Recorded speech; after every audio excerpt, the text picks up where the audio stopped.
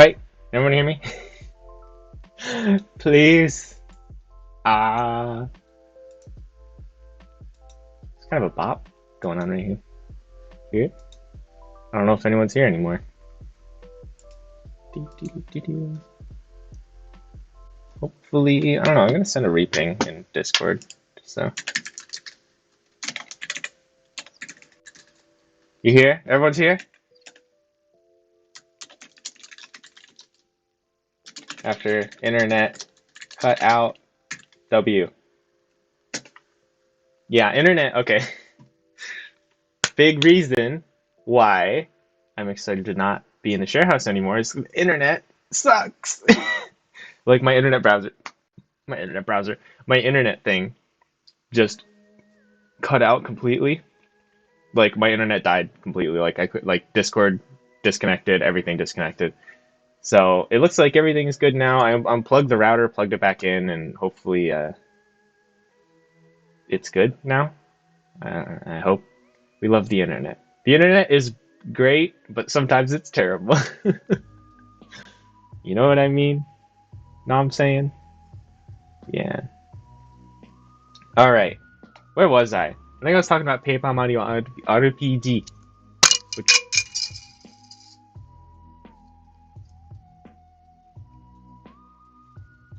Clean this off a little bit. All right. Talking about Paper Mario RPG. So this is Paper Mario Thousand Year Door. Ah, that's why it fell out, because I have Crystal Chronicles in here as well. Putch, putch, putch. So yeah, Paper Mario RPG, really good game. Crystal Chronicles, Final Fantasy. I enjoyed it. I don't know if I call it a good game. But for learning, I've actually on my personal stream I've been playing back for another. This is gonna be an extreme compilation of me dropping things. You know it's gonna happen because this is gonna happen a lot. I drop things when I'm not distracted, and right now I'm distracted, so I'm dropping things a lot. But yeah, Paper Mario RPG. I played it on my personal stream. It's really great for learning. I feel like. I don't think they really skimped out on too many like kanji because this is a somewhat older game, so they'll sometimes do that and it'll almost look like a JLPT test, like N5 or N4 or something like that, where they're just like, yeah, let's just not use kanji. We'll get into that topic another day, but this one is actually because programming, not because they like think learners are stupid or something. I don't know. But yeah, they probably don't actually think that, but it comes off that way. So, just to be clear, like they could have used hiragana is all I'm saying. You know what I mean? Definitely recommend that. So there's that.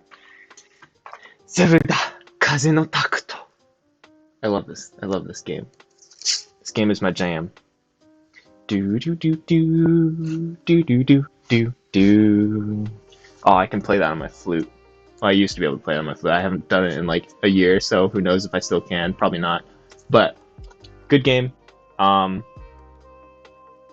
reason I like old games like this in Japanese for like learning is they're cheap and you can just buy so many of them and they're somewhat easy to get your hands on. So like what I do is I buy stuff from eBay when I'm in America. I'll just look up like Japanese X game that I want and then just buy it. And then like I'll get the Wii. Yeah, the boxes are different. Yeah, the boxes are small instead of like the normal American, at least, or European. I think that American and European are the same size, right, for boxes. So they're different. They're much smaller. You know, normally they're like probably that big, right? But they're super cheap. Unless it's like a hugely popular game. So like if it's Fire Emblem, you're not gonna find it cheap. But if it's literally anything else, you're gonna find it cheap. And then you buy a Japanese Wii, so because it's region locked, it's software region locked, so you have to have a Japanese Wii, or a Japanese GameCube technically. But if you get the Wii, then that unlocks your library. You have 2 consoles worth of games you can do. And the Japanese Wii is like $30. These games are like maybe $10 to $15 at best. Some of these are probably $5, you know. And then you just get to have a lot of fun in some old games, you know. So Kaze no Takuto. So Takuto is a baton, so baton of the wind. is this one, Wind Waker. Pokemon Channel. I love this game, dude. This game was my childhood. But I think I bought like the wrong version because this is like only watching a TV instead of actually hanging out with Pikachu. Oh wait, no. This is the version. So this is the version where it's only watching a TV. Like you can't really do anything in this specific version. And then once I realized that, I got sad, and then I bought the actual version. But I still haven't played it yet. But but yeah. So this is a Japan exclusive version. I don't even know what to do with this. I don't even know why this exists. Bangumi Kakucho Paku. So it just an extent. So Bangumi is like channel. Kakucho is like extension, and then Paku pack. So this is literally just extra channels. This entire game is extra channels. And this is the actual base game. But they didn't do this anywhere else except Japan, I think, which is really cool. So I think this would probably be pretty good to learn with, but I haven't played it. I haven't actually played the normal one yet, so I can't say for sure. But it's definitely fun, especially when I had a lot of time and I was a kid. Bokujo Monogatari. Shiwase no Uta. So this one, Song of Happiness. I actually haven't played this one, but I really like Bokujo Monogatari. And I'm probably pronouncing Bokujo Monogatari wrong because Chie always corrects me whenever I say that word. So, Bokujo Monogatari. Bokujo Monogatari. Bokujo Monogatari. Wakarimasen. But Harvest Moon series, now Story Season series. Very good. Always recommend these. These are really good for learning. Because like you get some farm terms, but then the rest of it is basically just like all real life stuff. So, love this. Any versions you can get from this. Star Fox Adventures. Adventure. Star Fox Adventure. This one's good. This one's fun. The voice acting is still in English. I was confused, but all the text is written in Japanese, obviously. So this one's good. I like this. Rune. This is an underground game that I highly recommend everyone play because I freaking love this game. Maybe I'll play this on the Native Shark stream one day. But the Japanese, I think, is pretty difficult. In English, this game is called Kingdoms. So they have two games of these. So Rune and Rune 2, and then Kingdoms 2. This is like one of my favorite old games.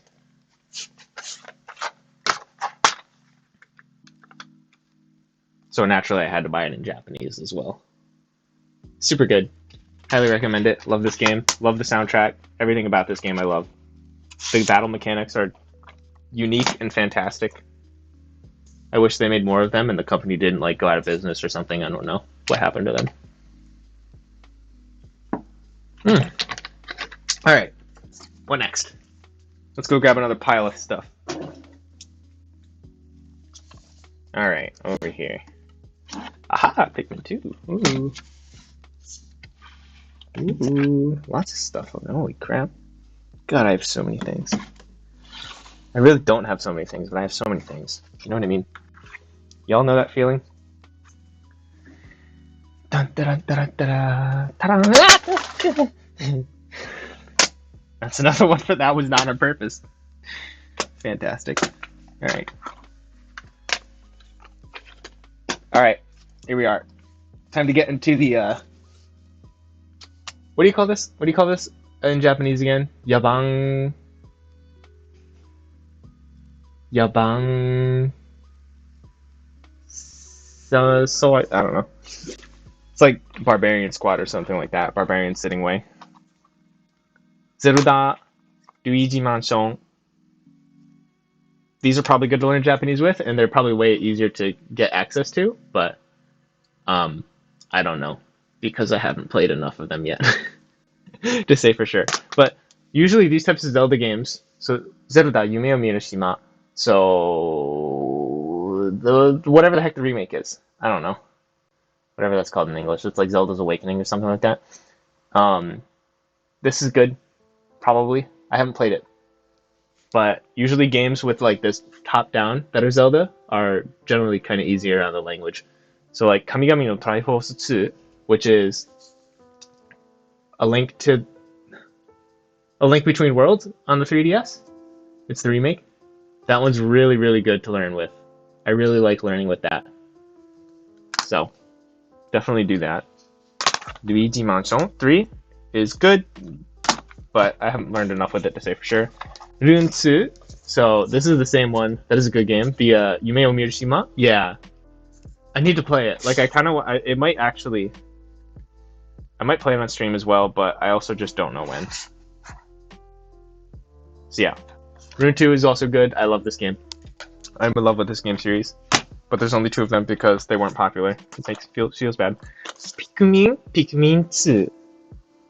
I love these games. These games are my childhood. That almost fell out. These games are my childhood.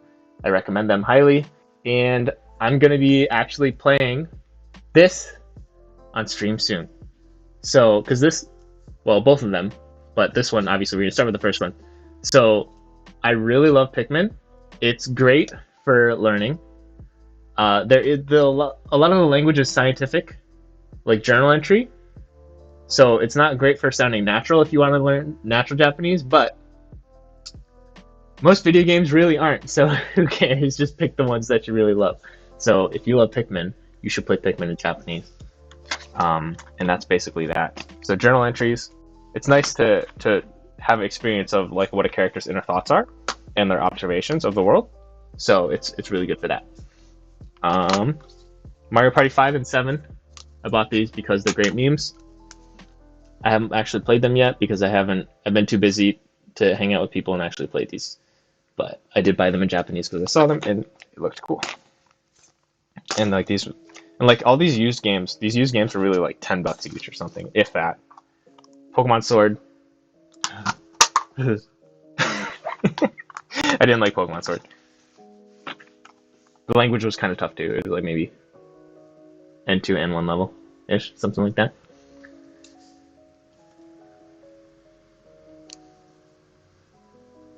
Sumabora DX, I think is what the Japanese name is. Smash Brothers Melee. This game is my life. Yes. I don't have anyone to play it with, so I'm not very good at it anymore. But that game is my life. Also, here's the size difference. So these are both GameCube games, but the size difference is, yeah. In Japan, they like to not take up a lot of space with stuff. And in America, no one cares. So, you know, that's what happens. And it's slowly filling up. Super Monkey Ball 2. I love this. I love this game. This game is a great meme. You just go like, hey, MJ, thank you for liking this game. Appreciate it. How you doing? How you doing? Everything going well? Looking forward to moving. I don't know. I don't know if you're actually moving. I'm moving. NS Smash Tourney. That's honestly, yeah, I really would like to do that. That would be really fun. It's nice to hear old games and get some nostalgia, right? Dude, that's why I like old games. So like, I get to play old games and get all this nostalgia from the old games, and then I get to learn Japanese on top of it. Like, why wouldn't you play old games in Japanese if you really like old games, you know? So 100%, I highly recommend it. It's relatively easy to get your hands on them too, you know? Like, if you have a Japan trip, so what I did my first Japan trip, I stocked up my suitcase. Or no, I bought a whole new suitcase. I came here with 1 suitcase, I believe. I went back with 2. That's actually, I think this is the suitcase. This other one, this one over here. This one I bought in Japan to fill with games, books, and snacks. And I highly recommend it. So bring an empty suitcase or just buy one over here. Set aside $100 to buy a suitcase, and then you can just bring it home with you. And it's so nice to actually have that like ready and be prepared mentally for that too. And set aside $100 if that's what you're wanting to do, because you can get so many old games for real cheap here compared to everywhere else. Yeah, but NS Smash Tourney sounds good to me. Sounds good to me. I just hope the lag on it wouldn't be bad, but I do want to do that at some point. I have been thinking about that for a while actually, and I would really like to do that. It's just basically a matter of when I can actually get that set up. So, Custom Robo. This is a good game. I want to get this in Japanese because I have a feeling it'll be really fun to play in Japanese, but I only have ever played it in English so far. But this is a really good game. I love this game. It's a great story. The game is fun and unique. Play it. Custom Robo. Play it in Japanese. I don't know what the level's like, but it's fun. Kirby's Epic Yarn. This game's adorable. Any Kirby game is pretty much adorable, but the old games I really like a lot more than the new ones. I feel like, I don't know, the new ones are too like gimmick ga oi kana? Just osugi kana? Gauntlet Dark Legacy. This game's my childhood. Love it. Boom. Play it. It's kind of boring after about 2 hours though. Maybe because I played it too much. A bunch of Final Fantasy games. So we have Final Fantasy Ring of Fate. I haven't played like any of these. I got this because I wanted to try to get like a Japanese Zelda Manaphy. I don't know, one of those Japanese legendaries. This one's good, but now I have the remake on the Switch, so that's what I use right now.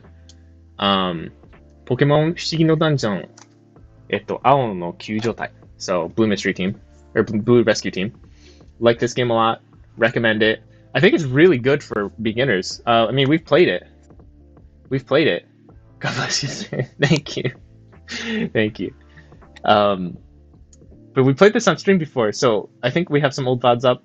I would really like to cut those down and get those released into a whole video series, but for right now I'm thinking of actually playing Pikmin and doing a slight video series on that. So we'll see where it goes. It kind of depends on how much, like, where, I don't know, wherever the media goals go, right? I think I'd rather do Pikmin first, but this is a really good game, so play this game on the Switch as well if you haven't. I think it has hiragana. Does anyone remember it has hiragana? I think it does. But if not, the language is relatively simple, so it should be a pretty good game for like end of phase 1 kind of deal. Tobirase Doubutsu no Mori. This is my favorite game to recommend to beginners. This specific one. The Switch one is harder, but the Switch one is also a good recommend. Tobirase Doubutsu no Mori. I have like 5 versions of this across all of my different consoles, my 3DSs. One in Spanish, one's in English, like 3 in Japanese. Like, I love this game. I absolutely love this game. Recommend it to everyone. Play Doubutsu no Mori. Tobirase, the 3DS version. You have to get a Japanese 3DS, so be careful if you do want to play it. Make sure you grab yourself a Japanese 3DS off of, like, say, Amazon or eBay or whatever the heck. So it is a bit more of a commitment than the others. And, like, say if you got a Japanese Wii, that's probably going to be like $30, which is way cheaper than a Japanese 3DS. Unless the prices have changed in the last 2 years that I've looked, which they probably have. So, shirabete mite kudasai. So, go give that a look, I would say. Look into that. Echoes of Time, this looks cool, I haven't played it. Final Fantasy. Fantasy Life, I've heard this is really good to play and learn with Japanese, I just haven't gotten to it yet. So I do plan on doing this eventually and then putting this somewhere in the native materials guide. So, yeah. My packing stream has become a game review stream because basically the only things that I own are video games. I'm okay with it. I hope y'all are too. Alright, I'll grab some more in a second.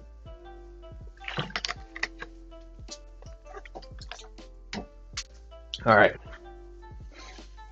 Oh, are we out of video games now? Oh, no. We're almost out of video games.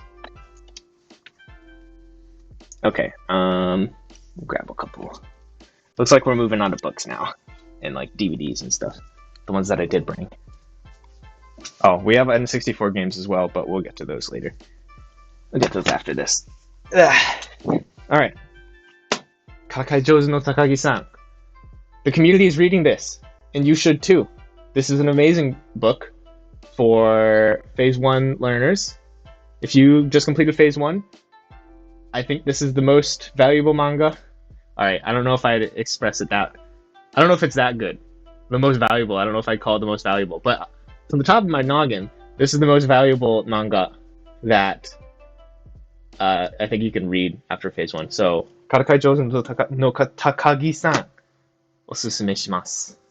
So go read that with the community, and then we can all figure out what the heck is going on in this book. There's a lot of natural language in here, a lot of abbreviated language, which you'll see in Native Shark, so you'll already be familiar with it, versus, say, if you learned with Genki, this might throw you for a loop, but if you learn natural language with Native Shark, then this should not be an issue for you.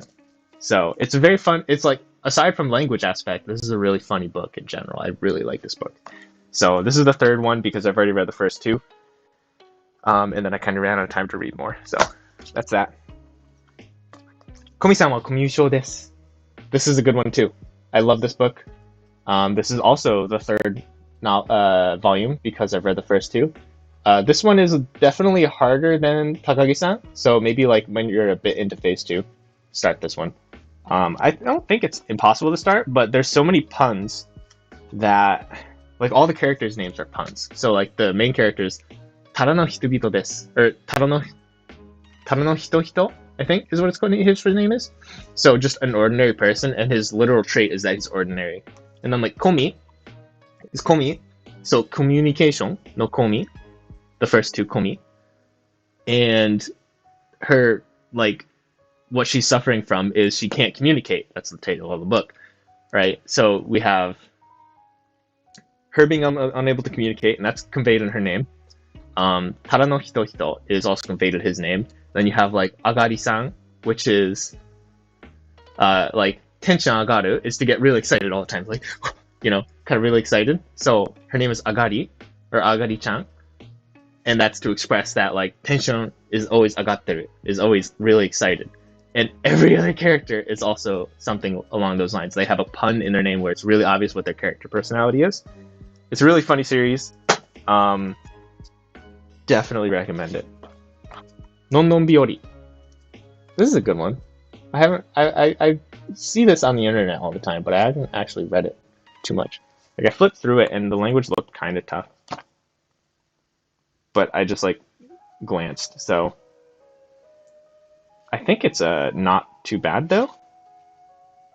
But I really just... I don't know. Like, comparatively... I feel like if we're comparing this to Takagi-san, then I think Takagi-san would be a lot easier to read through because this is just a lot more text heavy versus Takagi-san you can get through, there's just less written language, so it's easier to get through. So I think that's what I would recommend first is Takagi-san, and then maybe Non non Biori, but I haven't read enough to really say for sure. Oh, this book. 親愛なる僕へ殺意を込めて. This book, I can't open it. It's messed up. It's a very messed up book. If you like messed up stories, this is the story for you. Like, murder, torture, mystery, dealio. That's this book. It's messed up, though. This is not for the faint of heart. I actually had to, like, kind of cover one of the pages because I was like, I can't actually handle this. But it was so gripping, so, yeah. This was the first manga that I actually read in one sitting, in Japanese. So it took, like, maybe 4 hours. Felt really good. It was a big accomplishment, and I didn't feel brain dead afterwards, so made me feel really good at Japanese.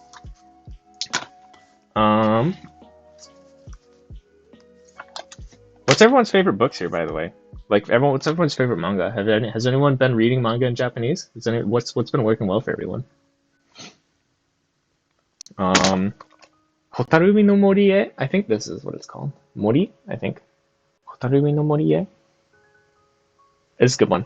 I watched the OVA, the anime for this, and it damn near made me cry, so I bought the manga because it's really good. This one's kind of tough to read, though. But watch the OVA, it's like 45 minutes, and it's really good. So, osusume shimasu. Even if you're not specifically learning it for Japanese, or doing it for Japanese. It's really good. The art is really pretty, too. And just the themes. 'Tis good. Persona 5, The Royal. This is I'm playing it in Japanese, and oh my god, does it take a while to get through sometimes. I feel like Persona 5 is a visual novel that, like, they tricked you Like they told you this was a video game. They told you this was a JRPG. They're like, just kidding, it's a visual novel. So that's what I feel like this is. So I feel like I got juked in this. I've been trying some never finished. Never finished any before they expired. Oh, so like the wait, what expired? What the oh, like a trial or whatnot? Yeah, especially if you're just starting reading manga, it takes a while. That's just kind of how it is, you know. If you're new to it, it took me a very long time. Like when I started my first game, I can't remember what my exact first game was, but the first two games was Animal Crossing and Pokemon Omega or Alpha Sapphire. So Alpha Sapphire, and that took forever to get through. Alpha Sapphire, it took me like 3-4 hours just to get out of the village and then like the starting area, and I'm like, okay, I'm done reading this. I'm whatever. We're going. I'm spamming through until I can save, but yeah, it'll take a while. But as you practice, you get more and more experience, so it's fine. But yeah, always prepare for that first little beginning of. It's gonna take a second. Put this away. Persona 5 was fun. I mean, I've only played like maybe up to 10 hours, so really I don't know. A bunch of books I bought at shrines and temples. So, oitoshi ni tsuite, so about aging and death. I've read a little bit of this, but it was somewhat difficult. But I haven't come back to it in a year or two, so I'm sure it'll be a lot easier now. 恐れ心の嵐を乗り越える深い知恵. So this is Tignahan. So this is actually a translation into Japanese. So getting through the storm of fear, basically, and then or overcoming fear, and then kodoku ga iasareru toki. So when I guess I can hold these up a little closer. I haven't read too deeply into these. The manga, yeah. If you get physical manga, then it's pretty nice, because then you don't have to worry about it. But yeah, these were fun that I've read of them. I think I read through all of one. I just don't remember which one it was. It might have been this one, maybe. I don't know. But these are cool. I like books that make you think, and these are books that make you think for sure. Hibike Euphonium. Lives in the Bluebird. Love these. I love these so much. These are my favorite anime. Right here. This is my favorite this is my favorite anime of all time. By no oh, this is the movie. So do I have the series here somewhere? Maybe I don't have the series. I don't know. I don't remember. But yeah, these are the two movies. Ah! This is why I hold it from the bottom, because it's gonna yeet out. But yeah, Hibike Euphonium is my favorite show. I would definitely give it a shot if you were learning. I mean, there's like the instrument vocabulary, but besides from that, I feel like it's generally doable. Even like if you're like phase 1 or slightly into phase 2. Tenku no Shiro Napita. I love this game. I love this movie. This was the first anime movie I've ever watched, so that has a special place in my heart. Love it. I like both the dub and the sub, so watch it either way. Okami to Koushinryo. This is like one of my favorites. I love this. It's fun. I like this a lot. You'll see more of Spice and Wolf stuff as I keep packing. Machi e ikou yo.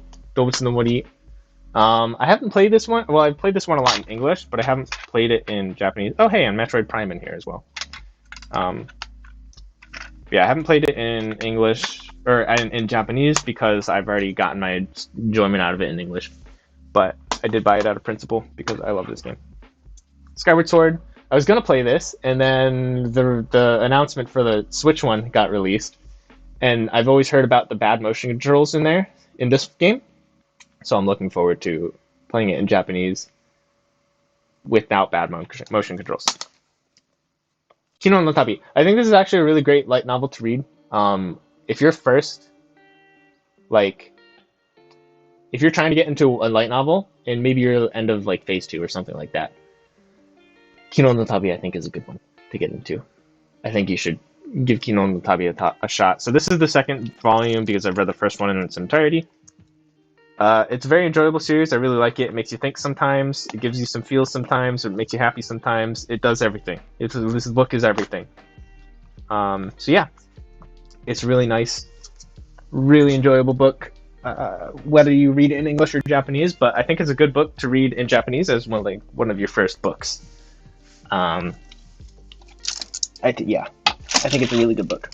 I would recommend it no matter what language you read it in. And then we should bring over this stuff to pack. God, packing. Honestly, this would be a really quick packing if I didn't actually talk about literally everything I was going through. This one I found. We're not going to talk about where I found this. But this is like a fan-made thing that I still haven't read yet. But it looks cool. So eventually I'll read this. I bought this a couple years ago in Japan. I feel like this is going to bend, so let's actually put this aside for now. Oh, Tsurezure Chiru Dore. This one is adorable. This one is heart-melting. Does your Japanese apartment say konnichiwa when you open the door? I wish. I wish. Should say at least okaeri, right? Okaeri! Okaeri nasaimasu! Toka. Yeah, no, I wish. Sadly, no. I think that you have to pay extra for that, and I wasn't willing to pay extra for that. This is really good, though. If you want a quick manga that's adorable, generally this is cheap, so this is 110 yen that I got from Book Off, so this is literally $1 used. This is a really good series. It's lovey-dovey. It's adorable. Did I just move to Japan, or... Okay, so I've been here right now. So where I am right now is the share house. So I've been living in Japan since November. So so basically we're about 5 months in. But I've been at the share house for about like that 4 or 5 months period. I had to quarantine in Tokyo for like 2 weeks as well, and then like I chilled there for a second. So I've been here about 5-ish months, and then like last year I lived here for like 3. So I'm just under a year, I'd say, of total living in Japan time. And I lived at the share house here last year too. So I'm finally having my own apartment, and I'm actually set up in Japan now, which is really exciting. Instead of like, with a share house, like all of this that you see is my own private space, but everything else is shared. So I have the bathroom that I share with everyone, the toilet, that's the same thing. If I were to go brush my teeth, shared with everyone, kitchen, showers. Showers are obviously private, but like it's all everyone it's like you don't have your own private shower, right? So yeah. So now have my apartment set up, and then I'll be moving in there on Monday, which is 4 days from now. It's Friday in Japan right now, Friday at 9 a.m. And yeah, I'm really I'm so excited. I'm so excited for it. I can't wait. Because now it's like, all right, I don't have to worry about like not buying things because I'll be moving at some point, Like I can stay there for a while, a year lease, and I can renew it if I want to, or move to a bigger spot, or who knows. Nico gave me this book, Onna no hito o karasanai gijutsu? Yeah, gijutsu. So, cool. So how is the Japanese people? I heard they don't like Westerners. Is that bullshit? People are people. I feel like asking a question of how are the Japanese people? What does that mean, right? What does that mean? That's too broad of a statement. So like if we say, oh, how are Americans? Like we can make generalizations about Americans, and we can make generalizations about Japanese people. But at the end of the day, people are people. So like, yeah, you're going to run into people who don't like you because you're a Westerner. Just like how in the West, you're going to run into people who don't like you because you're wherever you're from, right? So like, yeah, you're going to have people who are mean to you because of what you look like in the world, and that's sadly the truth, but no matter where you are.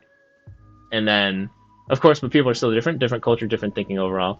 I mean, I suppose. There's definitely tendencies, yeah. But from what I have lived, that, like, the don't like Westerners doesn't seem to be the truth. I also speak Japanese pretty fluently, so there's also maybe that factor. I think because I do spend a lot of my time really actively trying to make sure that I'm not being rude or like and like observing people as much as I possibly can. So I think when people come back with stories of like, oh, the Japanese people didn't like me because I was specifically a foreigner, I think they might have been being rude without them realizing it. Or like they can't speak the language, so people don't know how to deal with them. So they accidentally be rude because they're just trying to communicate that something needs to be done in a certain way, and they can't communicate that, so they accidentally end up being rude.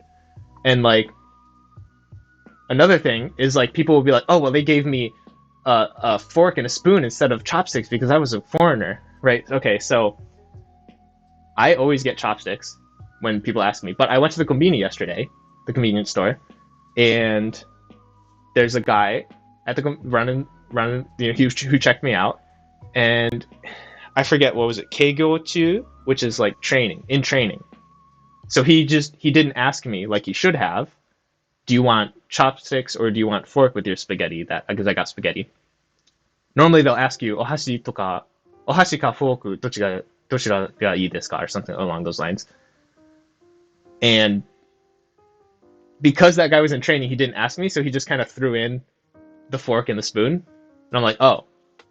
But I feel like if I didn't know he wasn't in training, or if I didn't know he was in training, maybe I would have assumed, oh, well, he just gave that to me because of what I look like, or something like that, and then got mad and posted on the internet. But, you know, like people are very complex. So generalizing them is generally something I avoid doing. So, yeah, I don't know. Hopefully my response makes sense and it's at least a little coherent. But I'm definitely, I don't know, if anything I said you have questions about, I'm happy to elaborate on it. Roast about, I hate people. People are alright. Most people are alright. Alright, it's very interesting. New countries and new people are exciting. I agree. I mean, I think that's why I like Japan so much, is because everything is new. And I mean, I will agree, the people are different in like a way that's really interesting for me. I mean, I guess you could say, so maybe some good examples. So like on the train, everyone gets off the train before everyone starts to try to rush on the train. And like when you're on the escalator, people will form like, it depends on where you are. So like Kyoto, they'll do the right side, but in Fukuoka, they do the left side. So people will stand on the left side and let people walk down the right side. So people who are in a rush can go down the right side, and people who aren't in a rush can stand on the left side and they just kind of stand and get down the escalator. And then if you're in a rush, people allow for that, right, in general. So it's really cool to see the different amount of like, I guess, orderliness of general and like politeness of the general society, which I don't always see in America. So I mean, there is differences. I mean, I'm not going to lie that there aren't differences, but I guess person to person, you know, there are people who like Westerners and there's people who don't like Westerners, but I feel like the people who like Westerners are much more of a wide population, you know, especially if you're actively trying to be polite and not be rude or not, I don't know. Especially if you are learning the language and you try to use the language with them, they're gonna like you automatically almost. Like you have a free pass. You can literally say the most like basic of things, like one of the first things anyone would learn. So let's say like arigato gozaimasu. So thank you. They'll be like, oh, you're so good at Japanese. It's really funny. You know, so yeah. I mean, there's always gonna be, and people are people. And yeah, but generally people are really excited when they see a foreigner who's really actively trying to learn the language or learn the culture or participate in society. So yeah, but I mean, if you're being like a rude tourist or something and you're taking photos of everyone and you're being loud and you're drinking alcohol on the trains and maybe you spilled some, yeah, people are going to give you a dirty look just because that's what you're being rude, right? And I think sometimes people don't realize they're being rude, and then that's why they get the gist. Like they start thinking that, oh, people don't like foreigners, when it's like, actually I was being rude. So yeah, that's about my thoughts on it. Of course, yeah. I don't know. Maybe I rambled too much, but who knows? But yeah, how to make girls not mad. Onna no hito, how to make women not mad. I didn't buy this book myself. Okay, I don't think I need. All right, maybe I do need this, but I didn't buy it myself. Nico gave it to me. All right, Nico's my boss. I still haven't read this. This is the book. This is the one that I read. The Buddha. I got this out of a temple. 心が楽になる生き方. So how to have like live with your heart at ease. This was a really good book. All in Japanese, obviously. Oh, just kidding. I read through half of it. The magic card bookmarker. It's an island. Oh, it's an old island card. I freaking love it. But this is a fun book. I guess I'll have to finish this. How long till you became fluent in Japanese? So I've been studying for almost 6 years now. So I'm like 3 months-ish. No, I'm 3 months short of 6 years. If you're familiar with the Japanese language proficiency test, I passed the N1, which is the highest level, just like 2 weeks under my 4-year mark of studying. And I still wouldn't. Technically, I was fluent, but technically, I wasn't. Like, fluent doesn't mean anything, really. Fluent, like, what does fluent mean, right? But yeah, I don't know. Like, when would I call myself fluent? I don't know. I can't say a specific month or anything like that. But especially, so like, what this channel is, this is Native Shark. Fluent, I mean, you learn a new language and you master the grammar. But that still doesn't mean anything. Like, what is mastering the grammar, right? So, like, you can produce. But, like, okay, so, like, because what makes me think of that way is, like, the highest level, like, the N1 has crazy grammar on it, but no one uses it. So, like, do you have to master that to be fluent? You don't. You don't at all. But by that terms, then, you know what I mean? You speak without mistake. Maybe you make mistakes in Japanese. I don't know. I don't know the language. Yeah. I mean, okay, so say you can speak. So speaking as well as you can in your, or nearly as well as you can in your native language. If that's fluency, then maybe I'm not quite fluent yet. But I still would call myself fluent right now. It's a really slippery term. And like, I'm not doing this to be difficult, so I'm sorry if it comes off that way. But it really is a slippery term. So, but like, when I would say I feel proficient and comfortable and I can get through anything in my daily life, was probably 4.5 years in, maybe, of learning. But that was because my learning, while I was consistent, I didn't have like always a perfect system.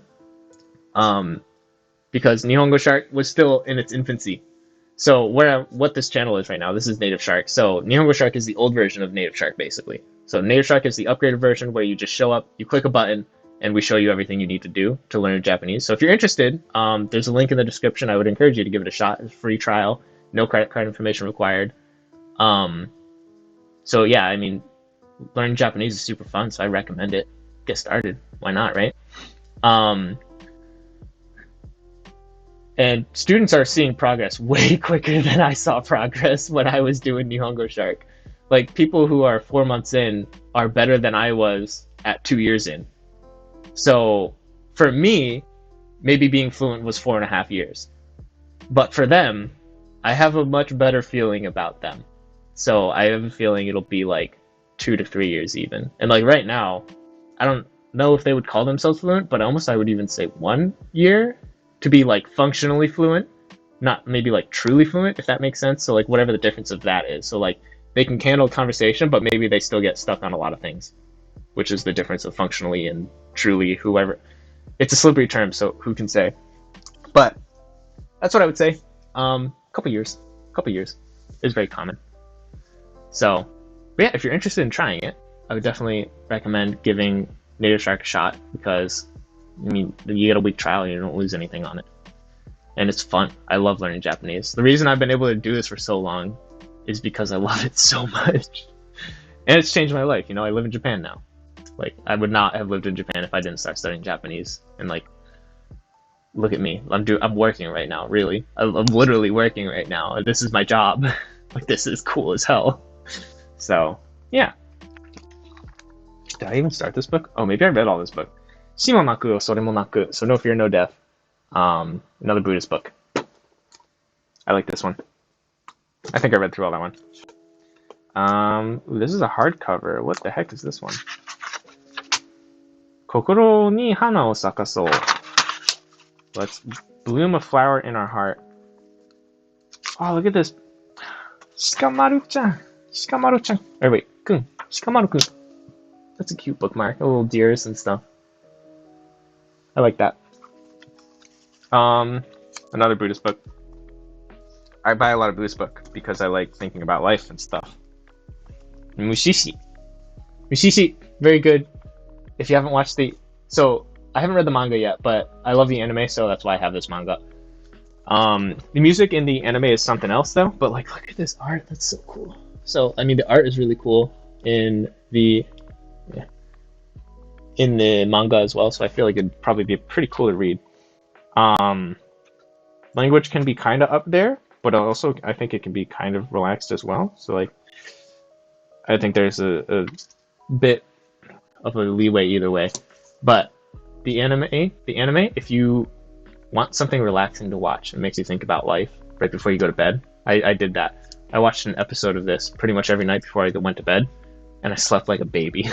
So, Mushishi, I highly recommend. I love this series. It's a 10 out of 10. Yes. So it's like English, learn 12 years in school and then use about half of that. I guess. I don't know. For me, I mean, English, like, I'm native English, so I don't know. Hi, back. Can't deal with troubleshooting Minecraft Bamboo Farm right now. Did I miss anything? We were talking about not generalizing, I guess, people. And then Mushishi. I guess that's basically it. Mushishi. Mushishi. Read it. Watch it. Love it. I love Native Shark. Arigatou gozaimasu. I love Native Shark too. That's why I work here. I love Native Shark so much I manifested it into a job. I talked to Caleb until he couldn't not like me, damn it. Yeah. Oh, this is the book from my childhood. Oh my god. Oh my god. Whoa, look at all this stuff inside of it too. Okay, well, I guess we'll start with this. I don't know where I even got this poster from, but this is an Evangelion poster. So that's cool. My Hero Academia poster. I'll have to hang these up somewhere. And then when I went to see... Oh yeah, I went to see Silent Voice in America. And they gave me these. Okay, yeah. So I saw this in America. They gave me these posters. That's all it takes to get hired in this? Alright. Maybe that's not all it takes. You also have to pass N1 by literally no point margin. And then you'll get hired. Wait, don't... I didn't mean that. I don't do the hiring. Don't listen to me.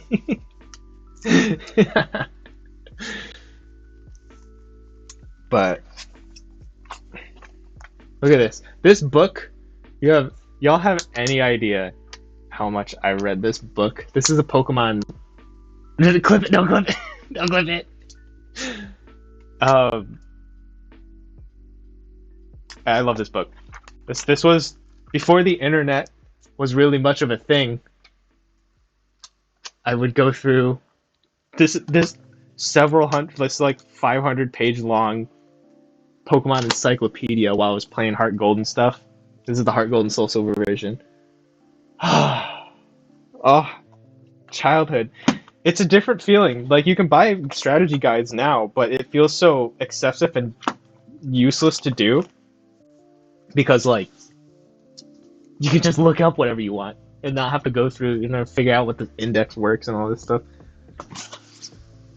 Silent Voice is 10 out of 10. Yeah, I really like Silent Voice.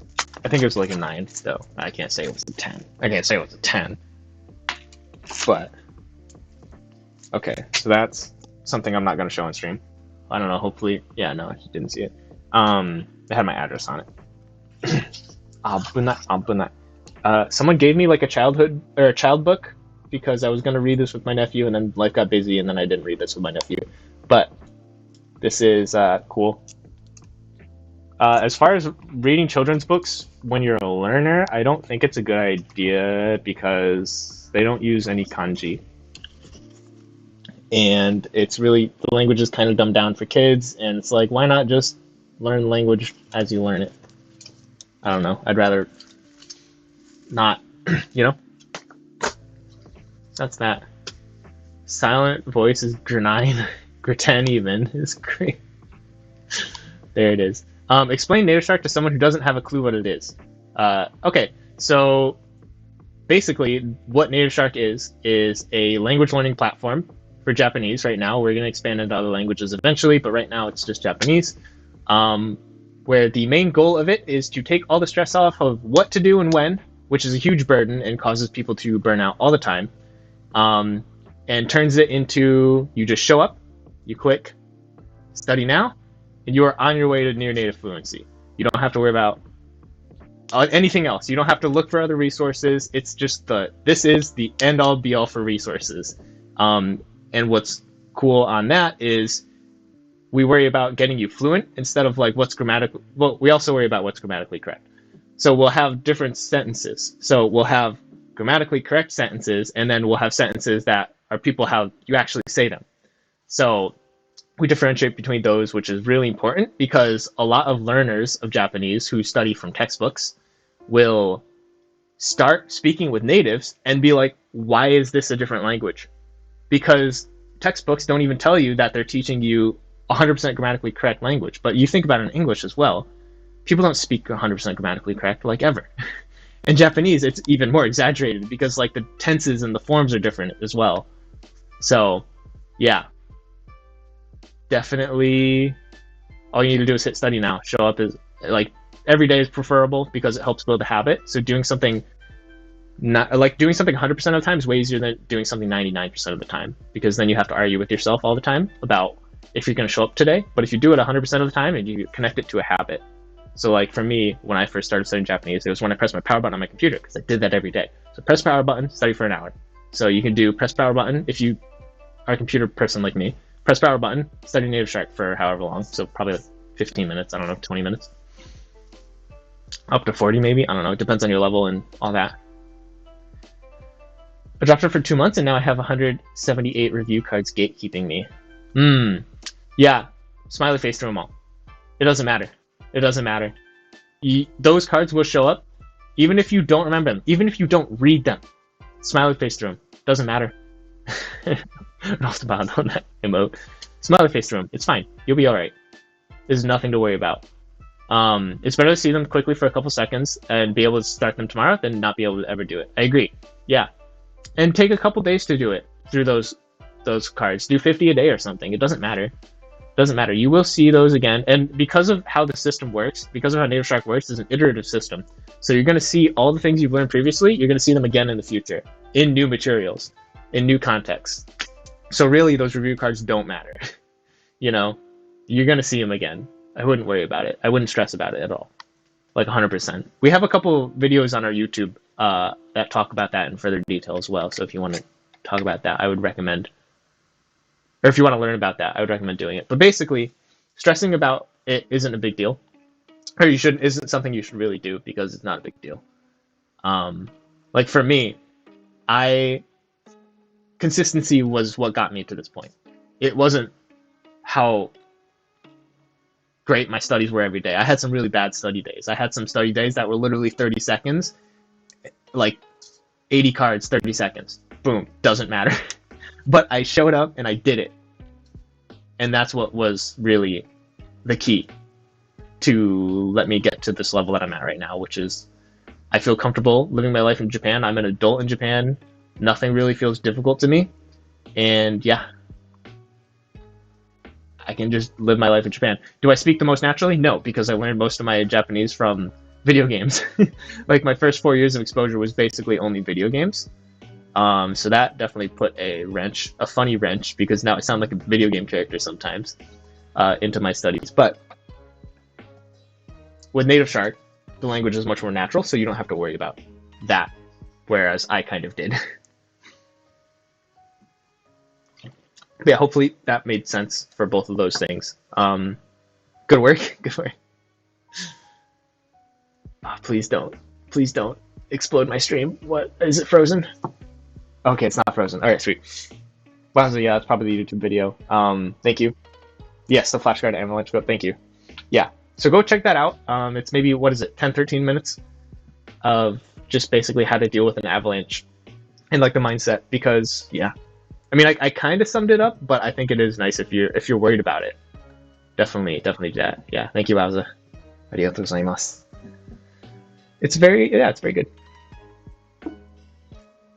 12:35. Hell yeah. I mean, I made that clip, so I'm glad I remembered about how long it was. All right. What next? What are we packing next? Let's go look over the stiff.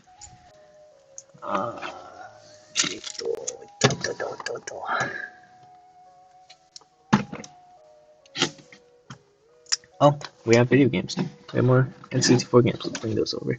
Oh. Abune. Abune. We're not gonna spill these. Is that your compassion saves lives? Yeah, get attacked, Lumina. Yeah, it is. I love this shirt. Compassion saves lives. It's true. Compassion does save lives. Be nice to people. You never know what type of day they're having. You never know what type of day. You never know if your compassion to someone actually saved their life. Because there's stories out there that actually that's the case. So just be nice to everyone. You know? The people who are the meanest probably need a hug the most. Is really what that shirt means, right? So yeah, just be nice to people. It's all good. Meet people where they're at. Alright. Hibike Euphonium. In my best book cover, because I love this book cover, it's like cloth and stuff. So Hibike Euphonium. Everyone speaks Kansai in this, which is interesting, because in the anime they don't. But yeah. So hurt people, honestly, yeah. Yeah. So you gotta break, somebody's gotta break the cycle. So just be nice to people, it's fine. I mean, you don't have to like them, or you don't have to like constantly hang out with them, but you can still be nice to them when you do. And maybe they won't hate you. Or maybe they'll hate you because you're nice. And that's just how humans work sometimes. It's okay. Scary kids scaring kids. That's actually my first time hearing that one. Scary kids scaring kids. Scary kids scare kids? I don't know. I guess, yeah.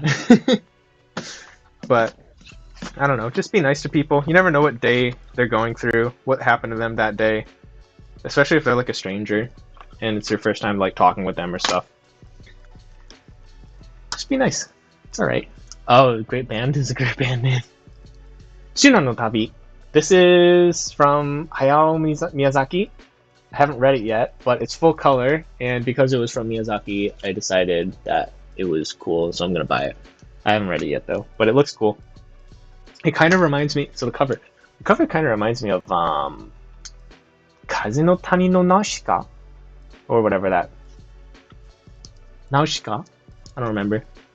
Something like that. So it reminds me of that art style. Pokemon Colosseum. I love this game. Go play it in Japanese. It's good. It's got Hiragana if I remember correctly. Do it. Oh, my big book of onomatopoeia. I used to read this as part of my studies. I would read 2 pages a day. It's just a dictionary of onomatopoeia. Because I'm that type of crazy that I can read dictionaries in Japanese and not get bored. So, would I recommend it? No. Spell that word, onomatopoeia. Onomatopoeia. Because I have to write it so many freaking times because I work at a Japanese teaching website. So I can spell it whenever. I can spell it on command now. Oh, it took a couple years though. But yeah, in Japanese, onomatopoeia are very common to use versus English, so you'll see them all the time. So I have to write about them all the time, which means I have to know how to spell it on command. It took a while though. Battle Tanks is a fun game. It doesn't hold up, but it was fun in my childhood. Banjo-Tooie, that holds up. You play that. Mahjong Master, I literally just bought this the other day. I have not played it yet, but it seems kind of fun. Pokemon Stadium. This one, love it.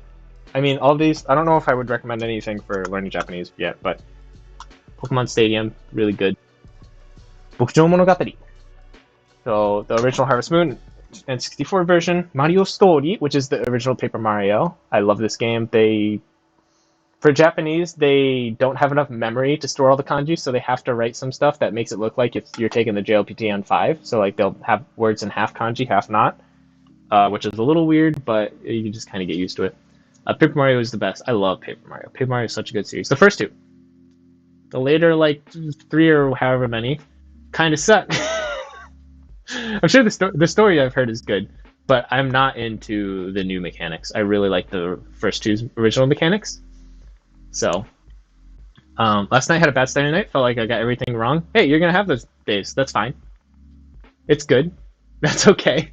I had those days plenty of times. Everyone has those days. But what matters is you show up today and you just keep going. You're gonna have some days where you feel like you have a lot of progress. You're gonna have some days where you feel like you went backwards. That's just life. Whatever you're doing, life is gonna be like that. So I wouldn't worry about it. You know, take those days and be like, whatever. I'll just make today a good study day. Or I'll make next week a good study day. Or I'll have a good study day next week or something. You know, sometimes you're going to feel low, and that's fine. That's okay. You'll be good. Just keep showing up. Not giving up is what's important. And consistently showing up is what's important. You got any cool study tricks to share? I used to learn Russian, but it stopped. Would like to get back on that horse. Having a spaced repetition flashcard system is important. So like for Native Shark, we have our own flashcard system. Before I use Native Shark, I use Anki, which is, you can look that up. It's pretty popular, so you'll be able to find it quick. So flashcards for vocabulary is good. Grammar is tougher to learn, but you find a good resource for that. I'm not familiar with studying Russian, so I can't give specific tips to that. But honestly, I think the biggest tip is just show up and don't give up. And always remember to come back to the things that you like about it. The reason I have all of these is because I love manga, video games, all this stuff, and it's really cool that I get to experience it in its original language, because nuances are lost no matter how good the translation is. So whenever I would feel demotivated, I would play a video game and in Japanese, and it'd be like, oh, I actually love this. I love this so much. So that's what kept me going. So remember why you started, and don't give up, and just be consistent, and you will do well in the language. I promise. There are more than two? Yeah, there's only 2 Paper Mario games. It's just the N64 and the GameCube. There's no other Paper Mario games in series. I'm sorry I made that mistake, you're right. Yeah, so. And then Pokemon Stadium Gold and Silver. I love this game. I've only played it a couple times, but yeah, it's good. Snowboard Kids. I used to have this in English, and then I saw it in Japanese, and I'm like, well, time to get that again. So, there we go. Rampage 2 is also fun, so there's that. Those are my N64. Oh, and then Kirby. That's where I bought 2 of these by accident, so I have 2. Kirby's N64. I love this game. It's fun. I love Kirby games. I love old Kirby games. New Kirby games, I don't know. Something about them is different. Maybe it's just the fact that I don't feel nostalgic about them anymore. It's probably the case.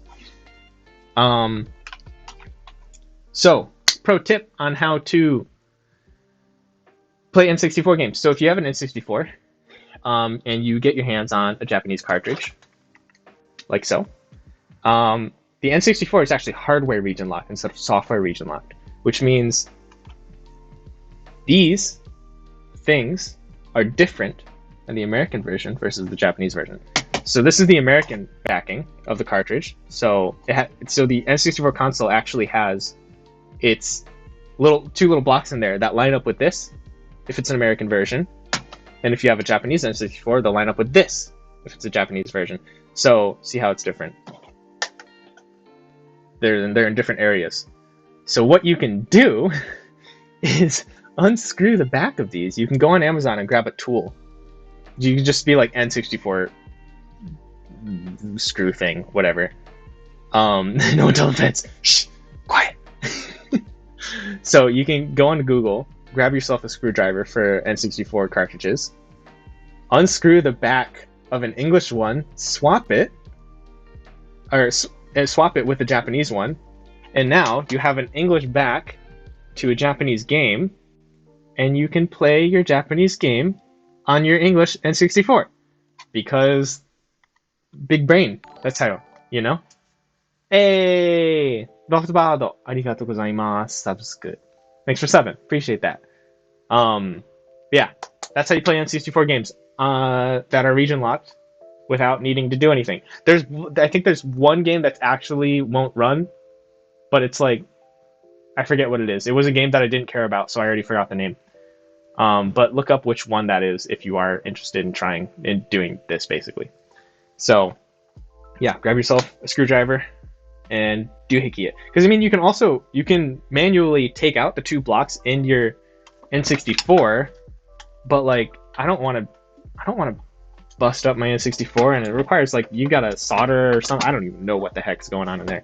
But I am not about to destroy part of my N64 to do that. So unscrewing and screwing cartridges around, it's fine. It's not a lot of effort. So that's what I do whenever I want to play an English game or a Japanese game on my English N64. So it's also another good way to study, but the games are slightly more limited, and you're going to run into a lot more kana because of basically storage problems, because the Japanese language is huge with its kanji, so they didn't have really a lot of space to store that with. What next?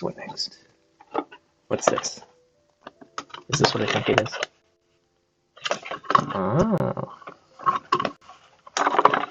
Oh, this is funny. Here, stream. I want to show you something. One second. So I went when I was in Tokyo.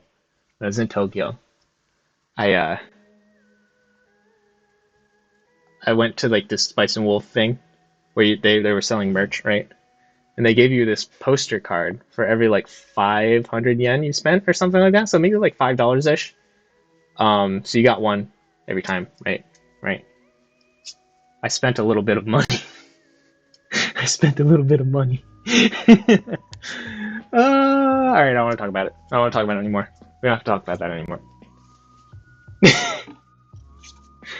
That's what happens when you set me loose in a Spice and Wolf shop. I like that series too much to not spend like $200 on it. I won't do it again, I promise. I don't promise. But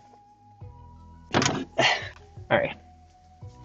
Sometimes you just have to spend $200 on your favorite show, you know what I'm saying? Buy a big wall scroll. Alright. So there's that. It's my Hibike euphonium box. I bought this in Kyoto when I was on my second trip. Look at these. Look at this. This is a Togepi in like plated gold. It's a card. That's cool. Then we have Poliwhirl. Poliwrath. I think it's Poliwrath. Poliwhirl. This is Poliwhirl.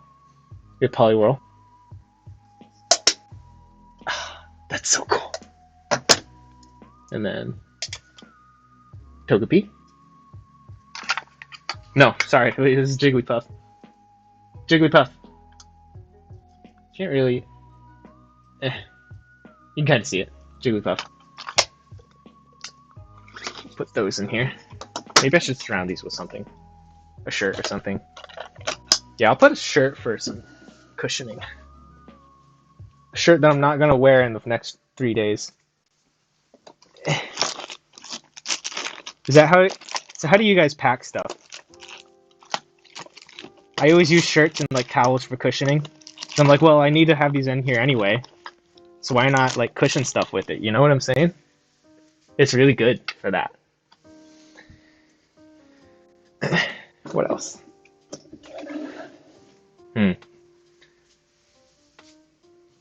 Alright, stream. Give me 1 second because I kind of have to go to the bathroom. So I'm going to do the BRB screen. Nope, never mind. I can't do the BRB screen. I'll just be back in a second. Someone do the be back in a second command. Let me mute my mic so it's not too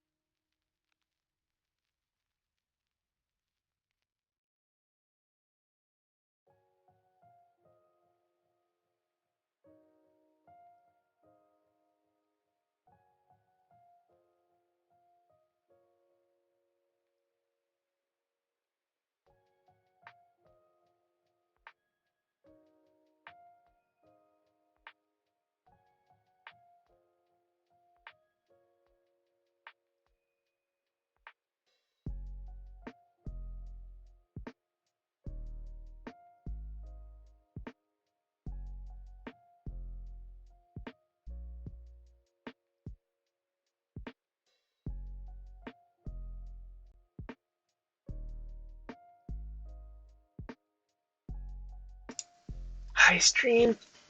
Hi stream. Alright, we're back. Remember those Pokemon things? You had them too? Alright, I guess we can grab this stuff as well.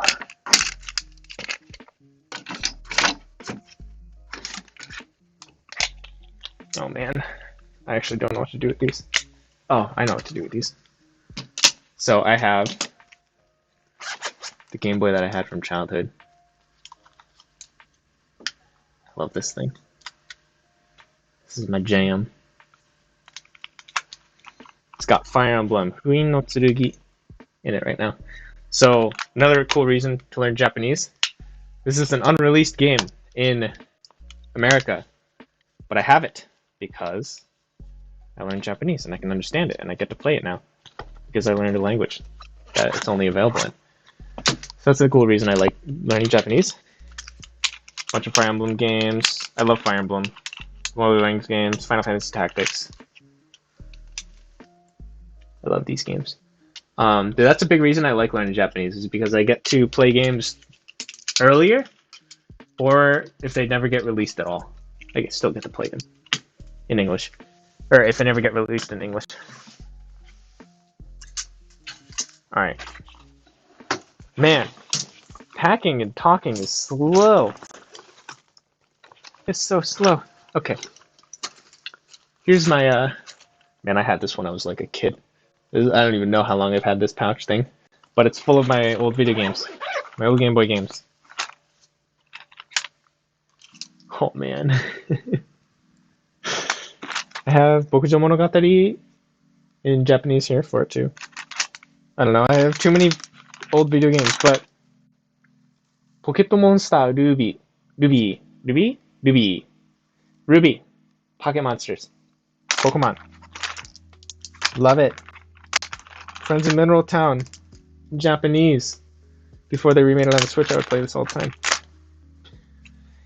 But, because we're moving, we're just going to pack it all up. I'm not going to go through all these because these are like a lot of English games too. But basically, all your favorite games that you played as a kid, if you're learning Japanese to play video games, are games you should play and like buy as an adult and learn with them because it's super helpful.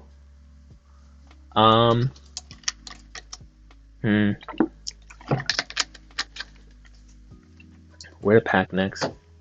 So I'm like already full on this suitcase, so that's a thing almost.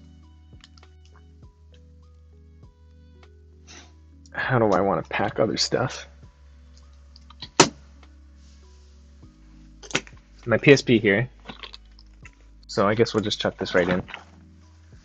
I have all my 3DS collection here. 3DS games, we can go over these as well, I suppose. What are some good ones? What are the highlights? We'll go over the highlights. Pokemon Heart Gold. Pokemon Heart Gold. I love Pokemon Heart Gold in Japanese. It's a good game. Pokemon Heart Gold is one of my favorite. I think it might be my favorite Pokemon version ever. So I would play that anyway in English. But you play in Japanese, it's fun. It's kind of only, so it's not the best for learning, but it's still fun.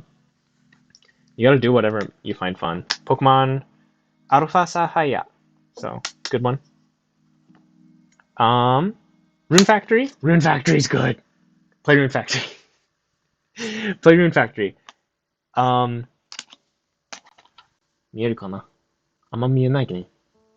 あんま見えない. Whatever. Is there a way we can make the camera not suck? Guess not. But yeah.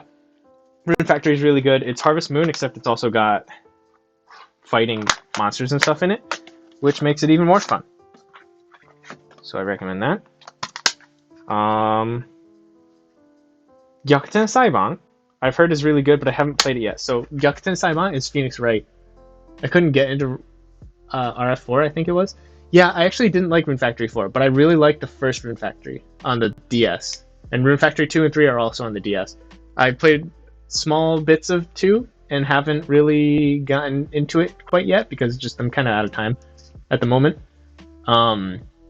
But I spent many hours on Rune Factory 1, and I think I like Rune Factory 1 a lot more than I like Rune Factory 4. So if you do want to give Rune Factory a try, but 4 didn't really cut it for you, maybe 1 would actually be pretty good for you. So I would recommend give that a shot. See how you think, how you feel about it. Because yeah, I didn't really like Rune Factory 4 for whatever reason. I don't know, something about it was just off. I don't know, I didn't feel like a sense of progression or something. Or like the crop system wasn't fun. But Rune Factory 1, I think they nailed both of those a lot better. Rune Factory 1 was just more fun. I don't think you can even plant crops in Rune Factory 4 dungeons, can you? I don't remember, but I don't think you can. And that was like a huge part of Rune Factory 1. Or maybe you can later in the game, and I just didn't get that far. Who knows? Yeah, Phoenix Wright is good apparently, but I haven't played it. But a lot of people will suggest it for language learners, so maybe give that a shot as well. And I guess that's really the biggest thing out of my DS games. Most of my 3DS games that I would recommend, yeah, I don't remember. Yeah, I feel like it wasn't, but who knows? My DS Lite, my old DS Lite. Oh, oh man. The memories. My my 3DS, my first Japanese 3DS. No, this is my second Japanese 3DS. I don't have my first Japanese 3DS anymore, sadly. What's in here? Mario and Luigi RPG Paper Mario Mix. Fun. It was a good game. I didn't play too much of it, but I enjoyed what I did play of it. Do Japanese outlets and American outlets connect, or is it like European outlets? Yeah. You can bring American outlets to Japan and be fine. Or like, yeah, the plugs and whatnot. They're the same. Japan outlets, there's something about them where it's like if you bring Japan appliances over into America, they can overheat, I think. So it's dangerous going from Japan to America, but America to Japan is just like you get less power or something like that. And it's just like sometimes, most of the time, it's fine or something like that. I would look it up just to be sure before you try, but I've always just kind of plugged stuff in and it's worked, and I haven't had an issue yet. So I can at least say, personally speaking, it's fine. But I also don't use a lot of high power stuff because I know like you can buy like a kotatsu. Oh, my N64 controller wrap this up. I know you can buy like a kotatsu, and if you use it in America, you have to be careful about the wattage or something like that. So that's like important. But I think you can get away with a lot of stuff, at least. Oh, I don't know what to do with all my controllers. Okay, maybe I'll put them in a backpack. Maybe a backpack is the best way to do controllers. Cool thing about Japan is you can buy a lot of old controllers and they're like, Japanese people generally take really good care of their stuff. So when you find it in a used store, yeah, I'll put it in the backpack. So when you find it in a used, like, good store, it's really easy to, or it's really obvious that they took good care of it. I guess I'll pack up my N64 as well. Let's do that.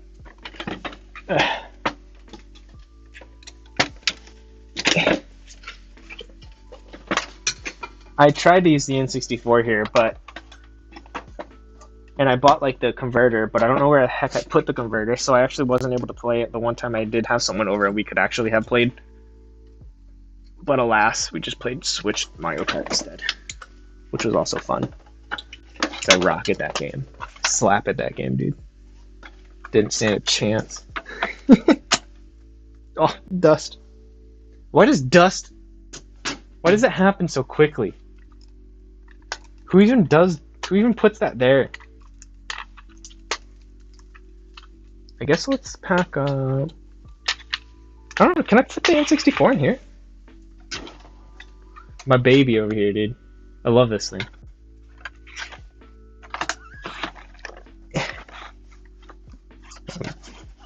Okay, I should be able to actually fit the charger under it, or the battery, whatever the heck, outlet thing, under it, and then put this like that. There we go. I'm not going to use this in the next couple of days, so I guess I'll pack this up too. It's so dangerous. Well, I'm going to be handling this luggage, so I don't really care if it's a little tediously, or a little yikes packed, because I'll know myself to be gentle with it. The Wii. This one, I believe, is the Japanese one. Yeah, this is the Japanese Wii, so I can play Japanese games on this one. Then we have my English Wii, which is my original, so I can play games on that one too, in English, because they're region locked, which is a bummer, but alas. Oh, let me get a dust thing. Jeez. How does that even happen? I try to dust things and it doesn't work. Nothing stays not oh God. Nothing stays not dusty. I almost just tripped, I almost just ate it. And like right now I have all my clothes in like these bins, right? You see it? So like all of these bins, so they're open. And it gets dusty, and my clothes get dusty, and I'm really sad. So now I understand why dressers are actually so important, but I just haven't had the opportunity to have one. Because of the living in a share house, and I want to buy furniture and then have to move it, you know? So I just haven't, so I bought those bins that are like $2 at the Hyakumen shop. And that's what I've been working with. And it's, I mean, it works, but after a while it gets dusty is really the thing. My tablet for Native Shark. I do some work on this, but not too much. A lot of times it's like my stream. All this is like my stream supplement, or like I'll have this going with the Laid Back Japanese podcast. So like I'll have this open for that. It's actually a really good thing for that. Hey, Jasmine tea! Jasmine tea! Jasmine tea is always good. We always like tea. Japan has good tea. GameCube controllers, I'll put these down here. All my controllers. Oh, dust. Oh, look at this, look at this. This is got Mappy on it. It's got Zeph. I can't read that. Zeviok. I have no idea. Galaga. It's got some racing game too. Pole position. So it's a game stick and you can just plug it in and Pac-Man. It's really fun. I had a lot of fun with this as a kid. I haven't used it in forever, but it is a fun experience. A little GameCube or Game Boy pack for my N64 controller. HDMI cable. That's useful. This is for my Surface headphones, actually. So we'll keep this up here for now. More cables. I guess we'll leave a cable bag. Extra mouse. G600. I love this mouse.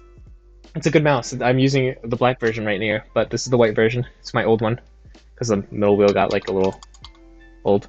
So this is my backup just in case. Blue Wii controller. Switch thingy. Another Wii controller.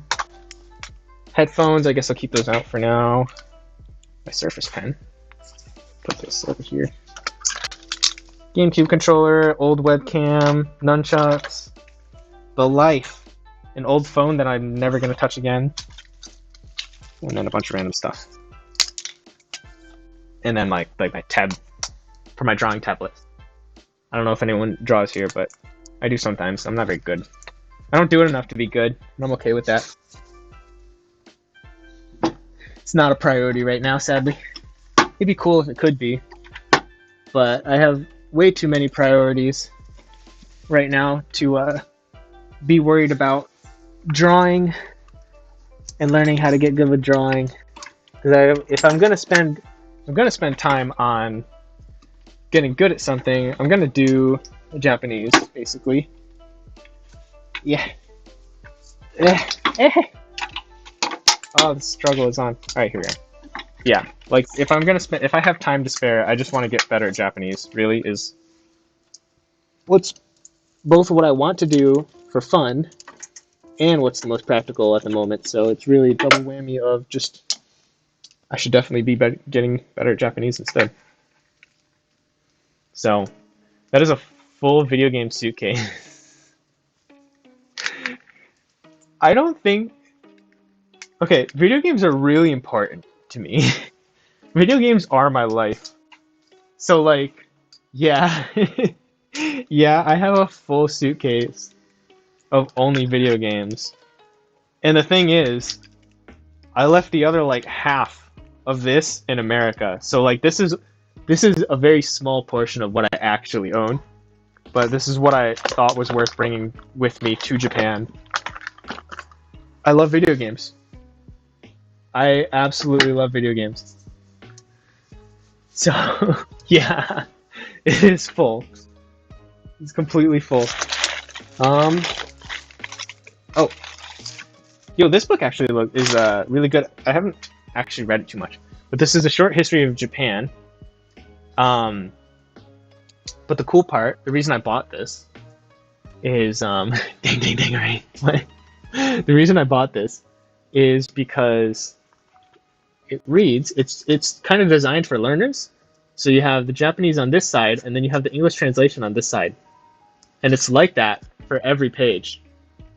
So it's actually really helpful for a learner to go through and do this.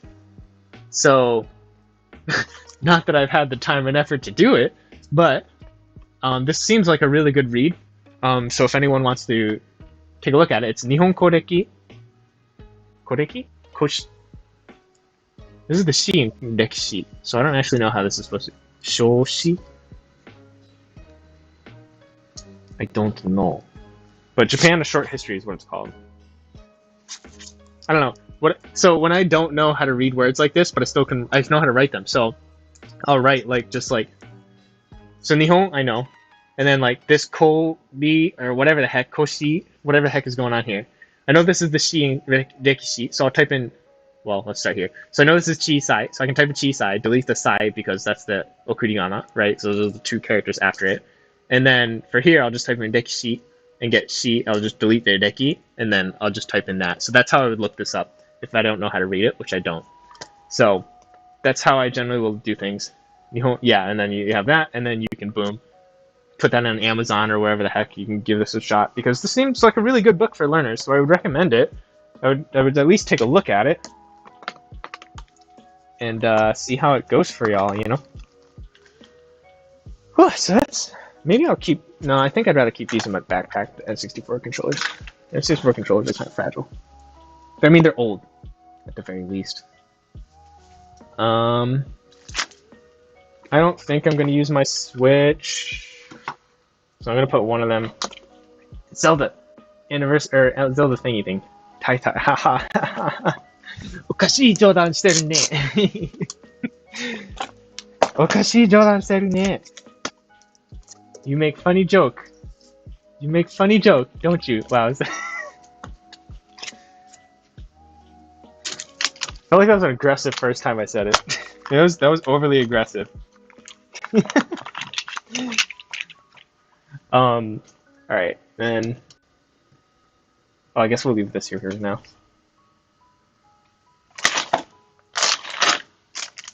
$3DS? Or my 2DS, I guess now this is a 2DS. A little bit. Yeah, that was a little bit aggressive. That was more than I intended it to be. I wanted to be slightly, but not that much. So this is 2DS.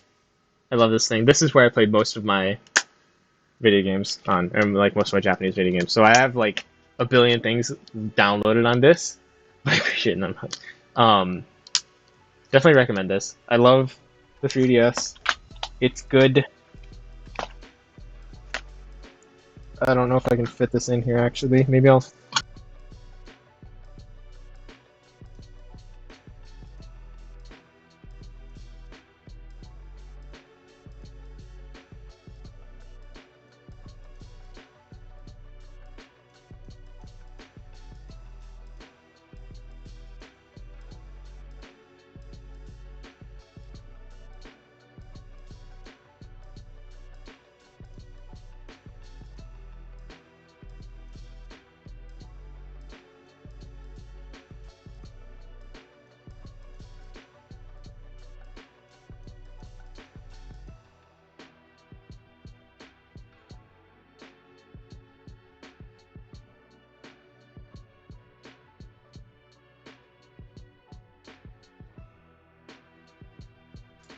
Wow, alright. Kikoi nakunatta. Gomen.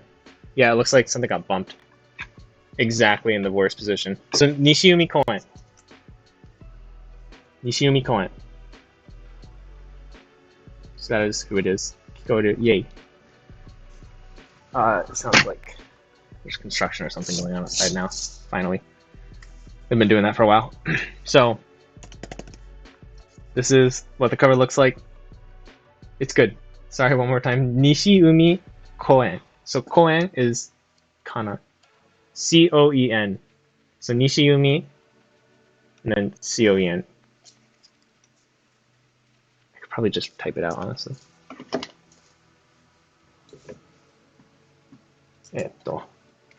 Nishiumi Koen. There we go. That's what it is. That's the author's name. So yeah, it looks like a really cool book, so I would definitely recommend it. And then like history is fun to read about for me. Thank you. 39.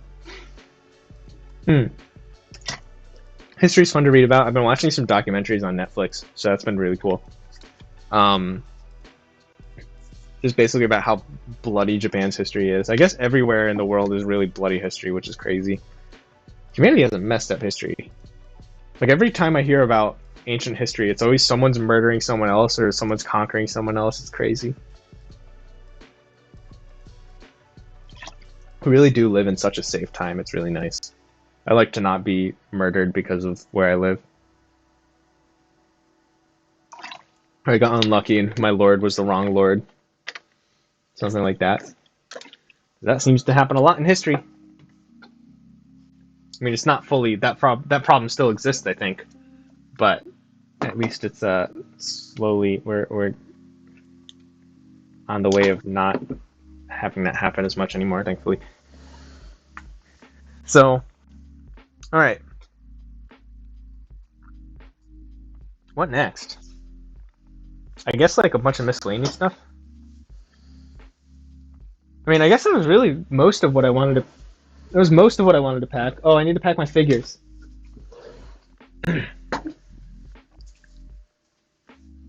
What a time to be alive for sure, right? Okay.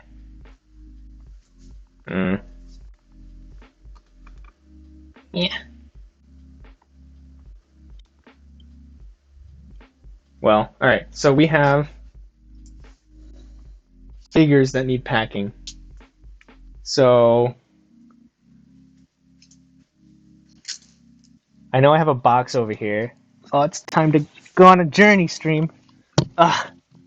Alright. We have a box. Ow. We have a box over here somewhere that I know I can put my Deku figure in. Oh, we also have a Madomagi figure box. Okay, sweet. Oh, this takes up so much space. Figures take up so much space. So this is why I get actually acrylic figures all the time. It's because... Oh, God. Because... the other figures are a pain in the butt. So... Alright. Okay. Before... Just so everyone can appreciate my figures. So this is what I've got going. Alright, we have snacks as well. We'll put the snacks over here. Oh, this guy. Oh god. Oh, I killed them. I killed them all. Okay.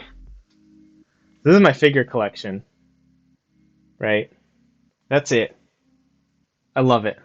I love it. So, bunch of Hibike Euphonium, Spice and Wolf, got ReZero over here.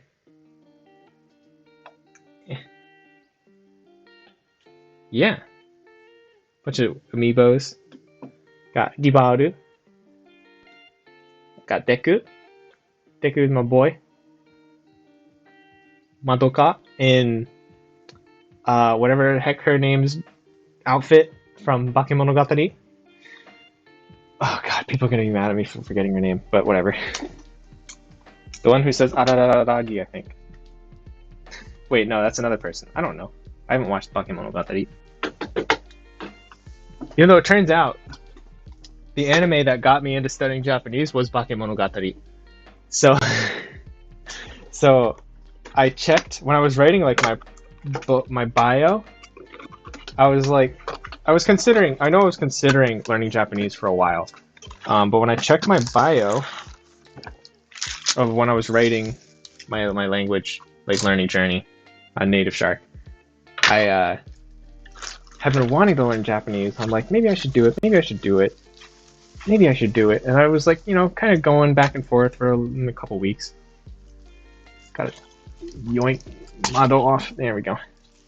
And I was kind of debating back and forth a couple weeks. And then I watched Bakemonogatari, which is the dress of this figure. And the author of that, like what they do with all the wordplay, is actually insane. The amount of like effort he puts into the wordplay. He's got like stuff flashing all over the screen. There's like kanji puns that just can't get translated. So nothing can get translated well in that show, or almost nothing. And I'm like, wait, why don't I just learn Japanese so I can enjoy the show more fully? So that's what I did. I went on Google and I found Nihongo Shark. And that's what that's what changed my life, really. So because of Bakemonogatari, that was the kikkake. That was the trigger point. That was what caused me to actually learn Japanese. So Bakemonogatari, even though I haven't actually seen more than like 2 episodes of it, has a very special place in my heart because it's what got me into learning Japanese. And I still haven't watched it yet because I'm like, well, I'll just watch it when I'm more fluent. I'm probably fine enough to watch it now, but I just haven't had the time to do it recently or like the motivation to do it recently. So that's really why I haven't done it yet. Alright, let's get Deku put away. Let's grab a shirt. Let's grab a shirt that I never wear. So, Stream, do I show you? This is a pajama shirt. I don't wear this in public, okay? But it's my Spice and Wolf shirt. I love this shirt. All right, I don't have enough. I have enough shame to not wear this in public, okay? So don't worry. But if I ever go to a convention, you'll probably see me in this. I love this shirt, even though I literally never wear it. Very cool. I've definitely heard about the wordplay of that show for sure, but I didn't know that's what Pusher. Yeah, right? Yeah, it's cool. There's a lot of wordplay going on in that show, so no shame. No shame. You gotta embrace what you love, you know? And I definitely do. I have a wall scroll over there of this exact image as well. Friggin' $100. No regrets. No regrets. I could have put that money into savings for my future. But the value I got out of spending that $100, the enjoyment value, is good. It's good though. Very good though.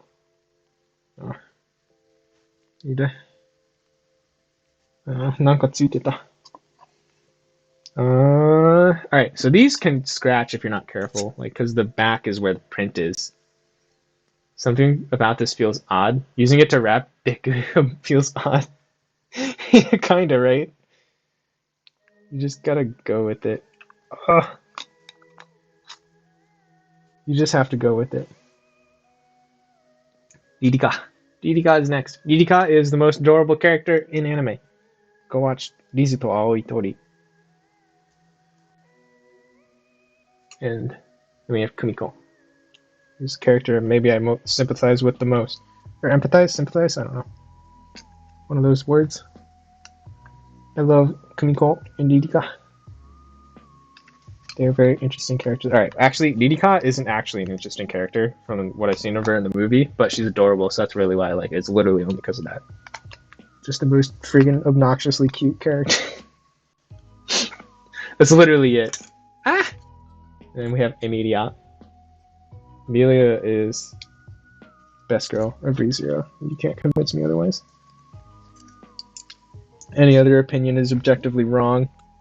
Demu is pretty cool though. I don't know, I like Demu. And Namu. Namu is nice too. Oh, Namu isn't nice, that's maybe why I like her, I don't know. Namu's cool. And that was Asuka. Asuka and... Oof, big words time. Big words, yeah, I'm ready to fight for it, let's go. Square up. Square up. Alright, now. So that's the reason why I like the vinyl, the plastic figures, because they fold easily into stuff. So now let's see if I can get this Deku figure into this box, which was originally a wine box, but fit the Deku figure extremely nicely, which is why I kept it.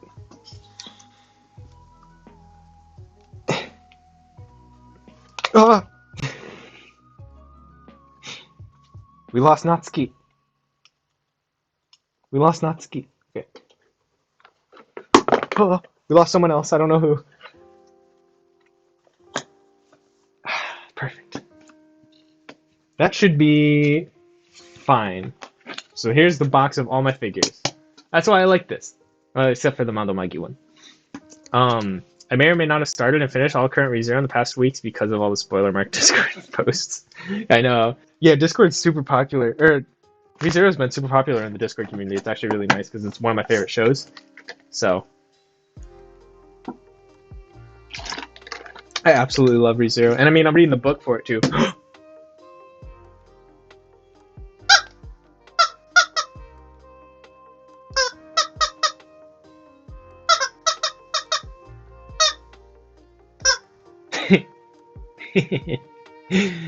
We need to finish ReZero, haven't?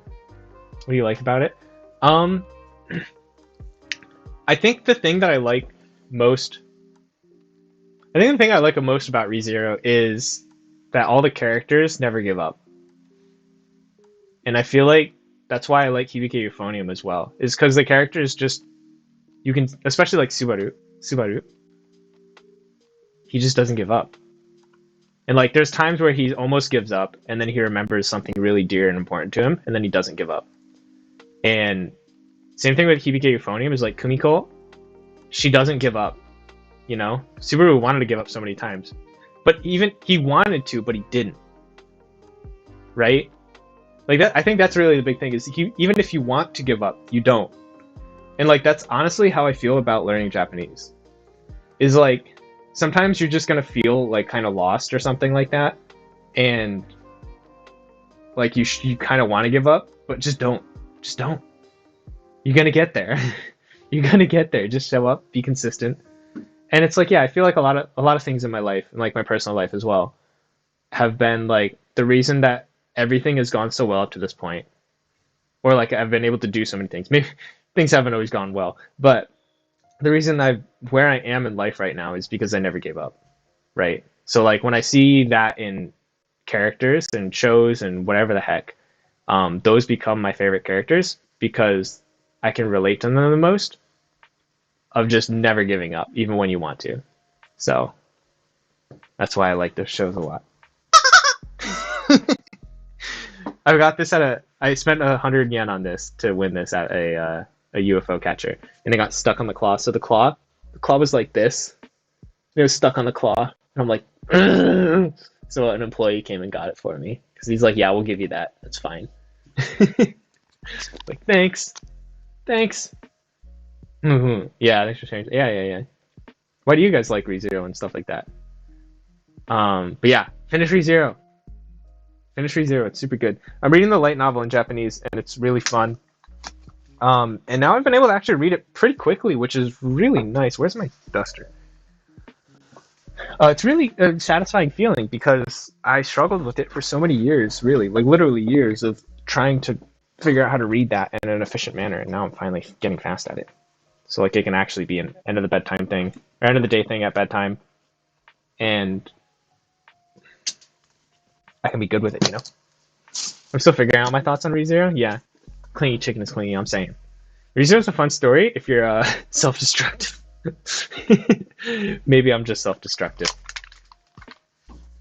Honestly though, yeah, if you like watching characters suffer, ReZero is the story for you. Alright. I don't know if I can actually fit these figures in here, so let's maybe wrap this suitcase up for now. Oh, let's go through these last couple of things. Otaku ni koi wa muzukashii. So, love is difficult for otakus. Chie lends me this. I haven't actually read it yet, so I'm not gonna... Well, it's gotta go to the apartment, so I guess packing it is the proper way to do it. She also gave me this One Piece spin-off thing, but I don't watch One Piece, and I don't know. And it's also like, this is like the 4th volume of the spin-off, so I'm confused. So, might not end up reading that. I mean, I love it, but that says more about me than anything. Yeah, I suppose so. I mean, the same deal with me, really.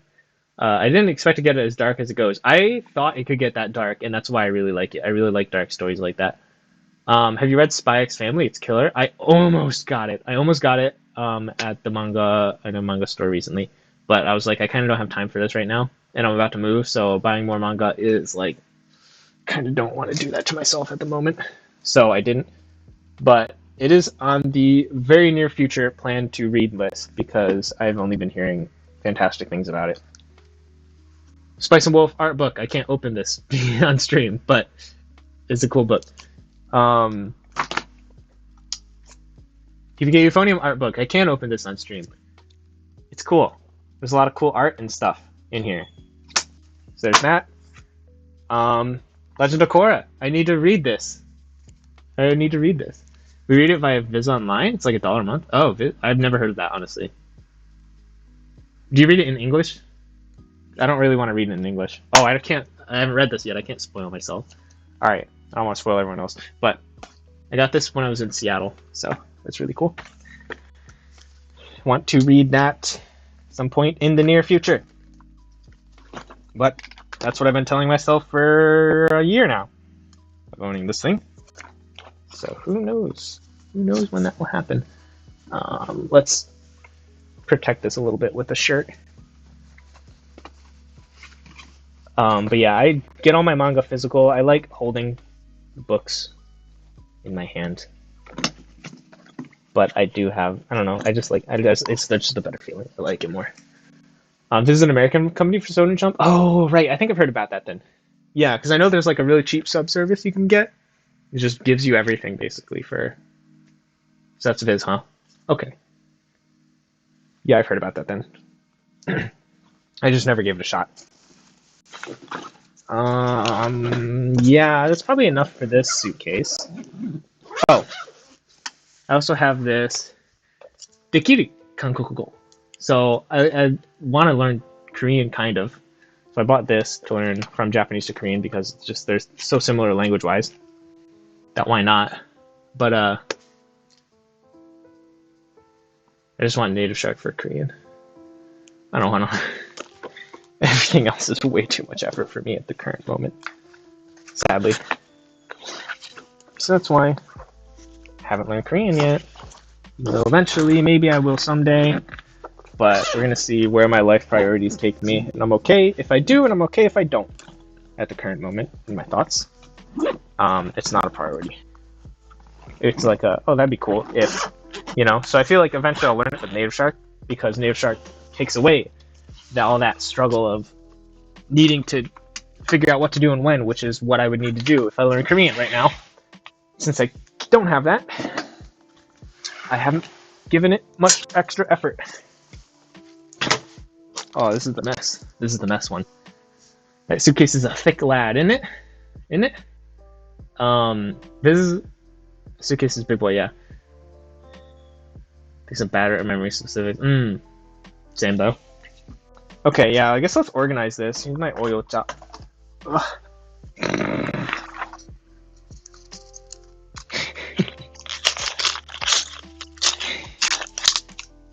The teenager in me is gonna come out here really quick. This is the Fukuoka airport tag. Unlucky. Unlucky. Oh god.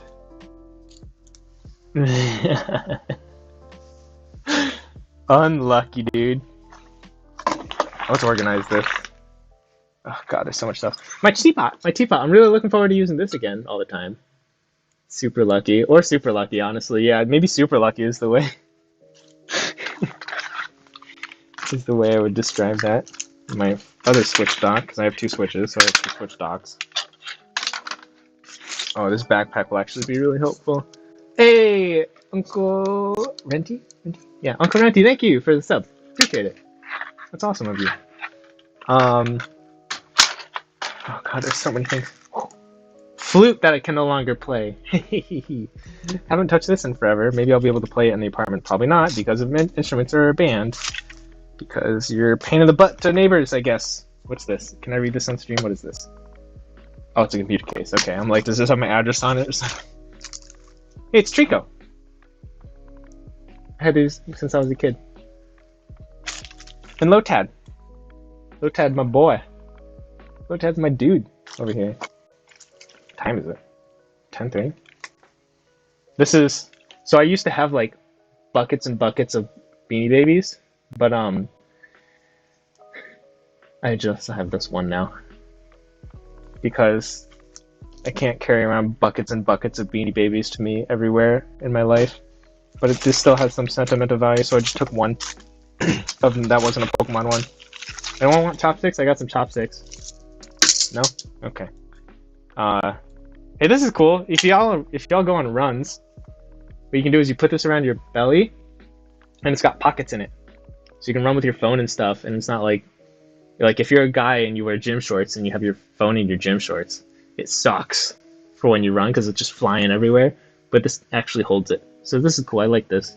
You do need to wash it, obviously, a lot. We have a giant plastic container of Beanie Babies in our garage. Yeah. I feel like everyone does, right? I don't know. I feel like a lot of people do. But yeah, it's fun.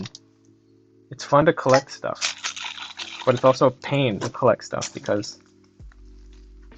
Oh, this is my old pouch. This is my backup drive for my computer. You can see how much work it's doing right now. Isn't it great? Let's go to some of this. All my wires for video game stuff. And power cords and old consoles that I'm not using at the current moment. Also, we have the capture card for the Switch. So let's put those all over in this bag pack over here for now, so we can at least have that organized. Just slightly more organized. Don't want forks and spoons? No? Oh, how about these? Forks and spoons? No? Okay. This is the mic stand that I'm not using. Maybe I'll put that in the box for... let's move over to it, I guess. Let's just put it on top for now. Pen, ink. This is like my miscellaneous bag that I just haven't touched in forever. A bunch of microfiber cases for my glasses cleaning and whatnot. Small gloves that I got from the Combini, but I have big foreigner hands, so I guess... Hey, I have my yo-yo! Yo, guys, look at my yo-yo! Stream! Stream, check out my yo-yo! Check this shit! I love this thing! Wait. Wait.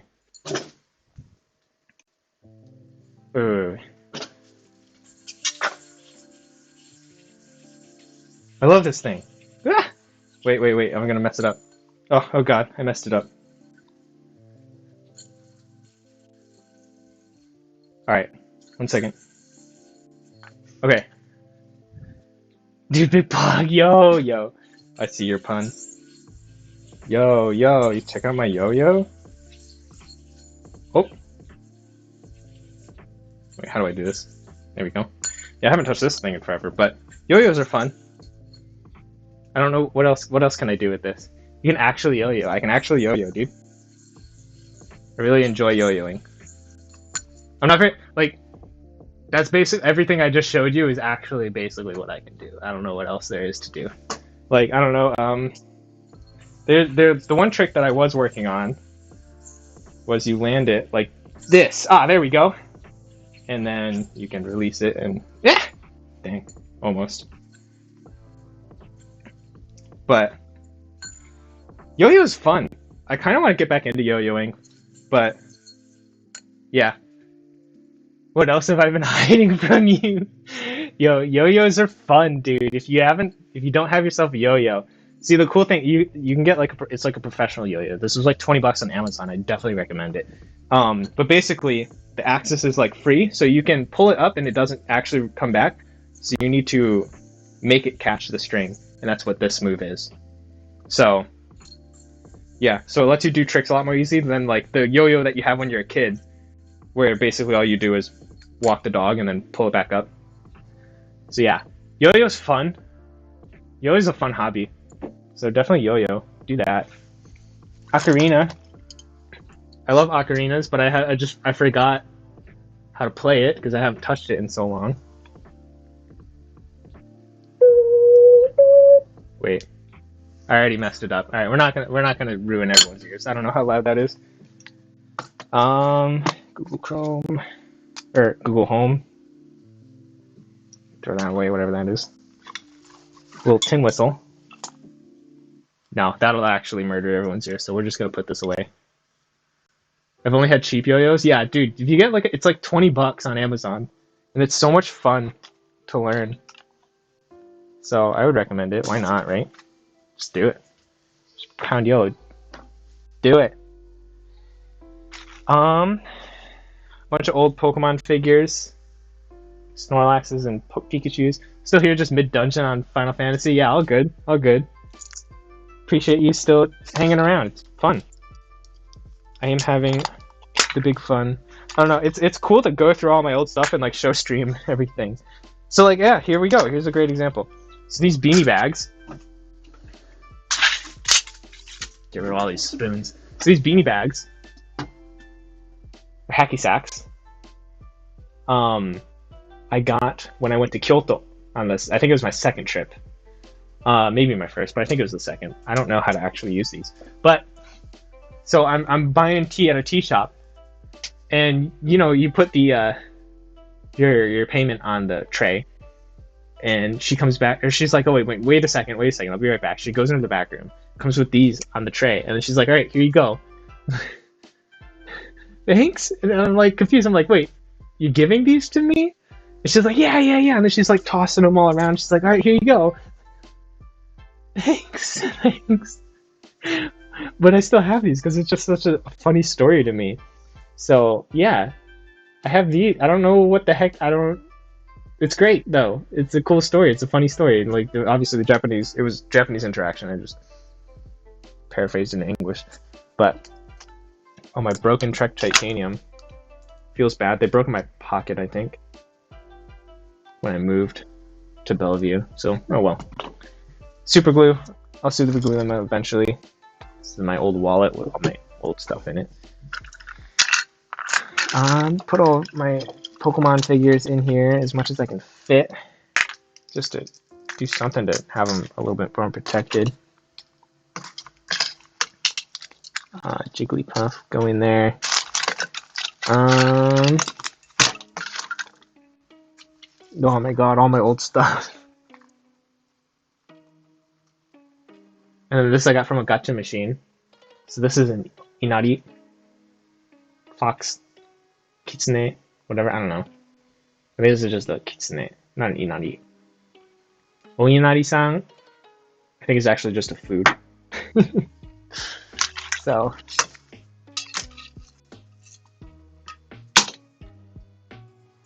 My tea coaster, where I put my teapot on. I love this thing, it's got a dragon on it. Dragons are cool, right? Dragons are cool, I like dragons. Got my Denryu, my Ampharos.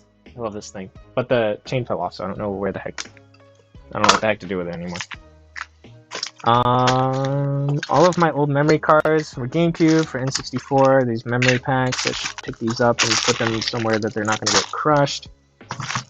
The rest, I guess, is fine with Dark Ball. We have a foam Dark Ball. It's like a stress ball. I like it. Amphi. I love Ampharos. Ampharos is such a great Pokemon. It's overpowered, and it's adorable. What better mix could you actually have?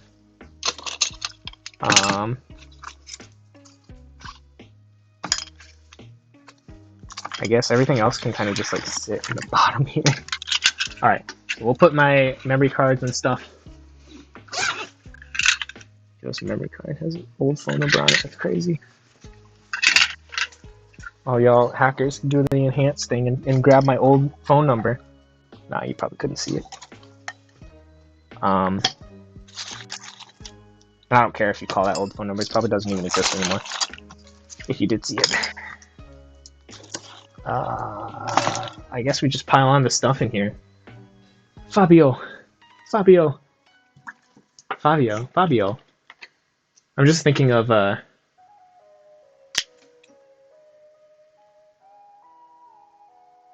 Paper Mario. That was on your door.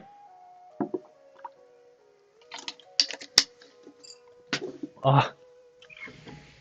Alright, I closed the window because it was loud, but it's hot now, so... Oh, Mega Amphi got the big hair. Oh, yeah.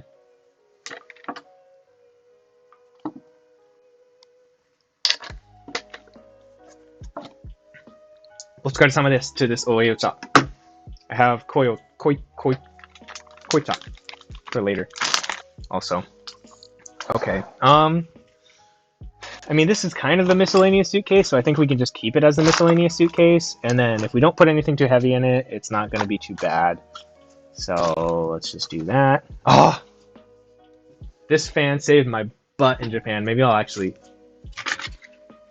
keep it and use it in the summer as well. But it's got Hinotori, so a phoenix on it. Save my butt right now. Oh, you guys can probably hear that really well though. So fans are nice. I like these. Sure about to save you, Fanny. Wow, let's go some of this. That's all I'm gonna say. Then I got a fan pouch too, so I'm a big fan of this fan, really. I'm a このファンの大ファンです. Even though technically it's called a sensu. And there's other fans too that I have, which I don't actually use because they don't close very well. But this is a Spirited Away fan, so you can see our boy, our gnome name, our faceless boy over here. But see, it closes pretty bad. You can't quickly close it. And then this one actually has a lot of Buddhist mantras on it, which is really cool. So, let's see if I can get rid of some reflections here. So this has a statue of someone, I don't know who, to be honest. I mean, this is the oh god, that was me sneezing. Oh god, alright. That was the ugliest sneeze I think I've had in my life. Yeah, Kawanashi. And then a bunch of mantras. So eventually I was going to study these, and then eventually became 2 years later, and I still haven't done it. So that's how it do be, though. And this doesn't close very easily because I haven't really worked it out yet. I feel like fans have a break-in period of... Here, I'm blowing my nose 1 sec. But I feel like fans have a break-in period that you need to work through of them closing terribly. Oh, here's the trash can. I'm so used to it being over there. Oh, stretching. This is me stretching. Get up, everyone. Water break, stretch break. Ugh. Stay healthy. Healthy body means you can study Japanese better. Alright, what now? Yeah, so those fans are cool. I really like them. If we can find a pouch to put my amiibos in that also won't break it at the same time. Actually, Korei-jan. Korete! Hi, okay. Goodbye, Celeste. Who called? Mabel and Sable. And Debod. Can I actually get you in here? Sweet. And then I can put... No, I'm going to need these die for Sunday. Yeah, exclamation point hydrate. It's a good command to have. My Zelda coin from the from the release date when I bought Zelda Special Edition. Good memory. So my boy Felix, best boy girl cat from ReZero. The little paperclip thing. I'm like, there was 6 characters you could have got. It was a gacha. I only did 1, and I'm like, I'm only gonna do 1. How hilarious! I want Emilia or Rem, but how hilarious would it be if I got my boy Felix? And what did Destiny give me? My boy Felix. What a great meme. Let's see if we can fit this in here. Alright. Sweet, so all my figures are now secured inside of these boxes, which is actually really great. So that's why I guess you keep your boxes. Like, I feel like it's really common in Japan is people will keep the boxes and then sell them later. Or sell them back. So figures basically always come with their boxes even when they're used in Japan. Just because people always keep them. I don't know where the heck they find storage space for them, but they do. Somehow. Pretty amazing. Alright. Time to bust out the koitsa. So this is like the really... It's almost bitter, but it's really strong and I really like it.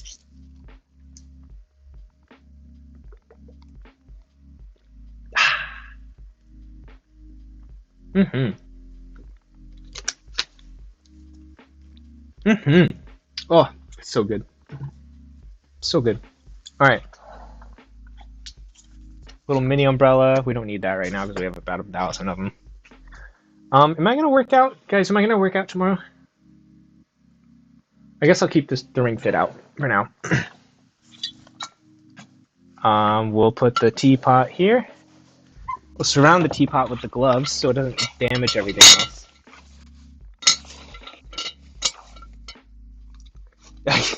Dude, this teapot is like 5 pounds. It's like 4 kilograms. It weighs... Wait, is that how that works? 2 kilograms? I don't know. It's heavy. It's heavy. You can knock someone out with this. That's how heavy this is. It's cast iron. It's like it's a quality teapot. So, oh, this is for the blanket, so I'll keep this out.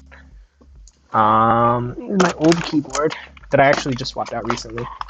I love this thing. But we'll put this away. I love this thing, but like the keyboard I'm using now is a Japanese keyboard. This is an English setup, so like it's kind of a little clunky because I use the Japanese setup all the time. So oh well, that's fine. But I like this. I like the aesthetics of this more because it lets me customize everything. But the functionality of the Japanese one is just so much better. So this is the one that I'm using right now. We'll put that over here because we will. I see the shark onesie, but I'm afraid to mention the shark onesie because I feel like everyone's gonna want me to wear it now. But now that I've said it, it's already too late. It's almost like I do this to myself. You know what I mean? You know what I mean, stream? Put a couple of shirts in here just to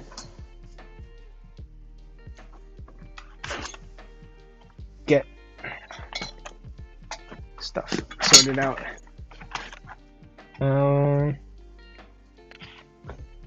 This one can go, honestly, just like along that.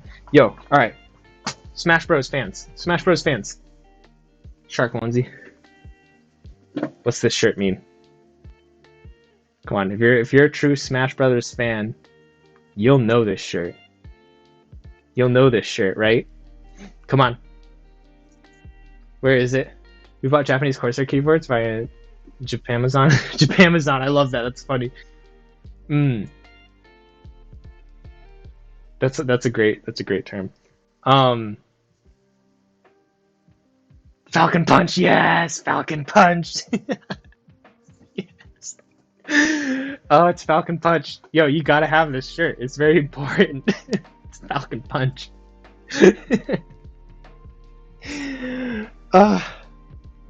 Wowza, I appreciate you.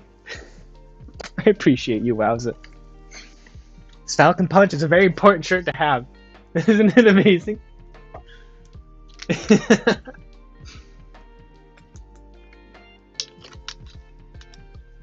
Corsair keyboards, though. Corsair's good. I like Corsair stuff. Do I have something with Corsairs right now? That's not Corsair. But yeah, oh yeah, well, that keyboard. I guess was I using something at the moment. But yeah, Corsair K70 is that keyboard that I have. And it's really good. It's I've had it for like 8 years now and it's still kicking. So the quality is there 100%. I guess I'm really gentle with my stuff though, so I take good care of my stuff in general. But I've definitely had like a couple things run out on me. Like I've already gone through like maybe 3-4 Logitech mouses. And but like Logitech, I just love those mouses so much. Like that was probably not. There's probably some people that screamed as I just did that. Yeah, Logitech mouses are really good quality in general too, but I feel like mice just don't last as long, so that's why I'm not really complaining about it, you know what I mean? But I absolutely love the Logitech G600 mouse. I gotta go fix dinner. It's been super fun hanging out. Thanks for letting us distract your packing. Yeah, no, thanks for stopping in and chatting. It's been fun. I really like this type of stream.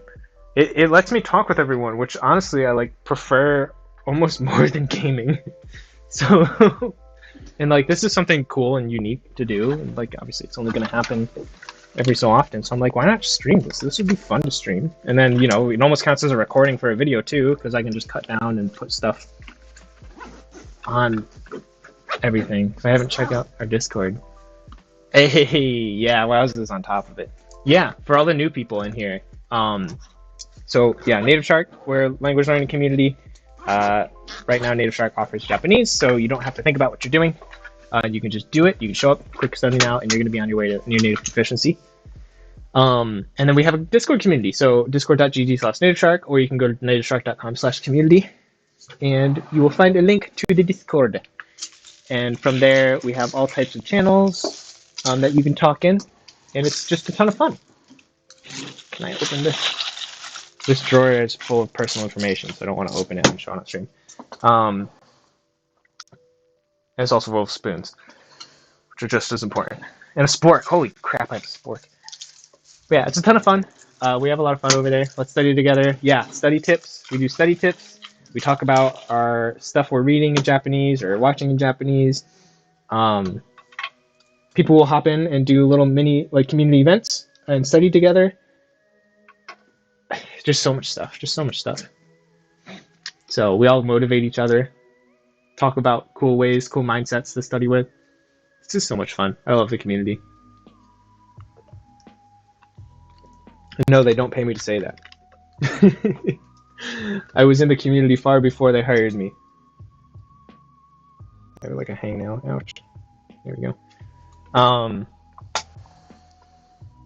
This backpack is gonna be useful. Honestly, though, I think that's like kind of everything. Like, I'll put my shoes in that backpack, I guess. Well, let's do that now. Why not do it on stream? But that's like kind of everything to get me immediately moving, and then... So this backpack is cool. Paid friends. Yeah. We can check later. Paid friends, there it is. Okay, for real, gonna head out. Yeah, let's go some of this. I shall see you later. Thanks for stopping in. So, this backpack is cool. I got it from like LL Bean in America, I think. Because it's a bag right now. It's in its own bag, so it's easy to carry. But it just inverts into a backpack. Would you look at that? Isn't that friggin' dandy? And then, yeah, the pouch becomes something you can put your stuff in. This is great for hiking. This is a hike. I think this is specifically built for hiking. So that's cool. I'm gonna put my shoes in it though.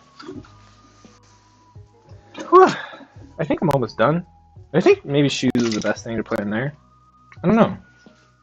Because I guess I can put all my other stuff. You can see me, right? Yeah, I stream. My shoes are over here. Let me get my shoes. Bring them over. I don't really have that much as far as shoes go. Oh wait, no, I have my bowling shoes as well. Holy pog, dude. Holy pog. Alright. Yo, it's all about space efficiency when you live in Japan. It really is. What can you store away in the most efficient manner? Oh, I don't want to put my shoes directly on the ground. Life is a struggle. Oh, I can put it here. I love stuff like that, right? That's what it's about, though, in Japan. In America, you don't have to be space efficient because there's just so much freaking space. But in Japan, you really got to think about it. You really do. It's kind of it's fun to think about it. It's fun to like kind of min-max in that manner. I have the personality that likes min-maxing on certain things, not everything. I feel like min-maxing on everything is kind of unhealthy. But if you do it to the extent that you just have fun with it, it's cool. You know what I mean? Kind of with everything in life, though, huh? As long as if you have fun with it and don't go crazy with it, you can really just kind of be chilling, right? So let's see how many pairs of shoes we can fit in this bag. This bag is actually deceptively huge, too, which is really cool because of how small it actually is. I'm sorry if this plastic is a little rough on everyone's ears as well.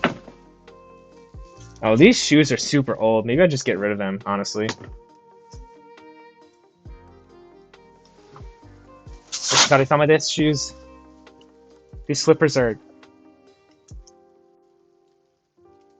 Maybe I keep these slippers, actually. Yeah, I think I keep these slippers. These are like really foldable.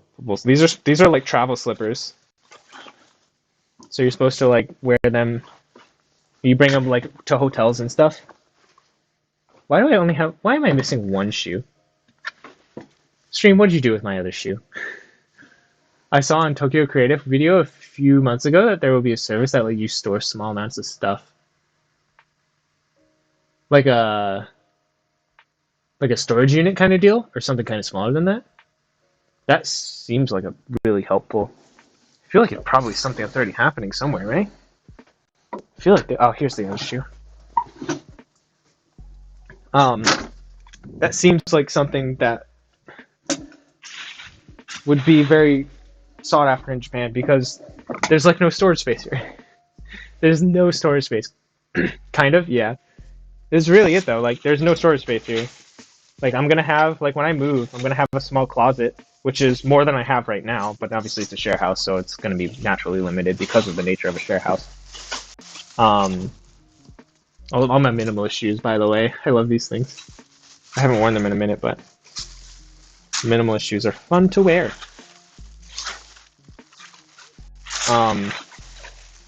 But yeah, like, I'm looking at my new apartment, I'm like, wow, there's literally no space to store anything. It's like you kind of just have to get a bigger apartment.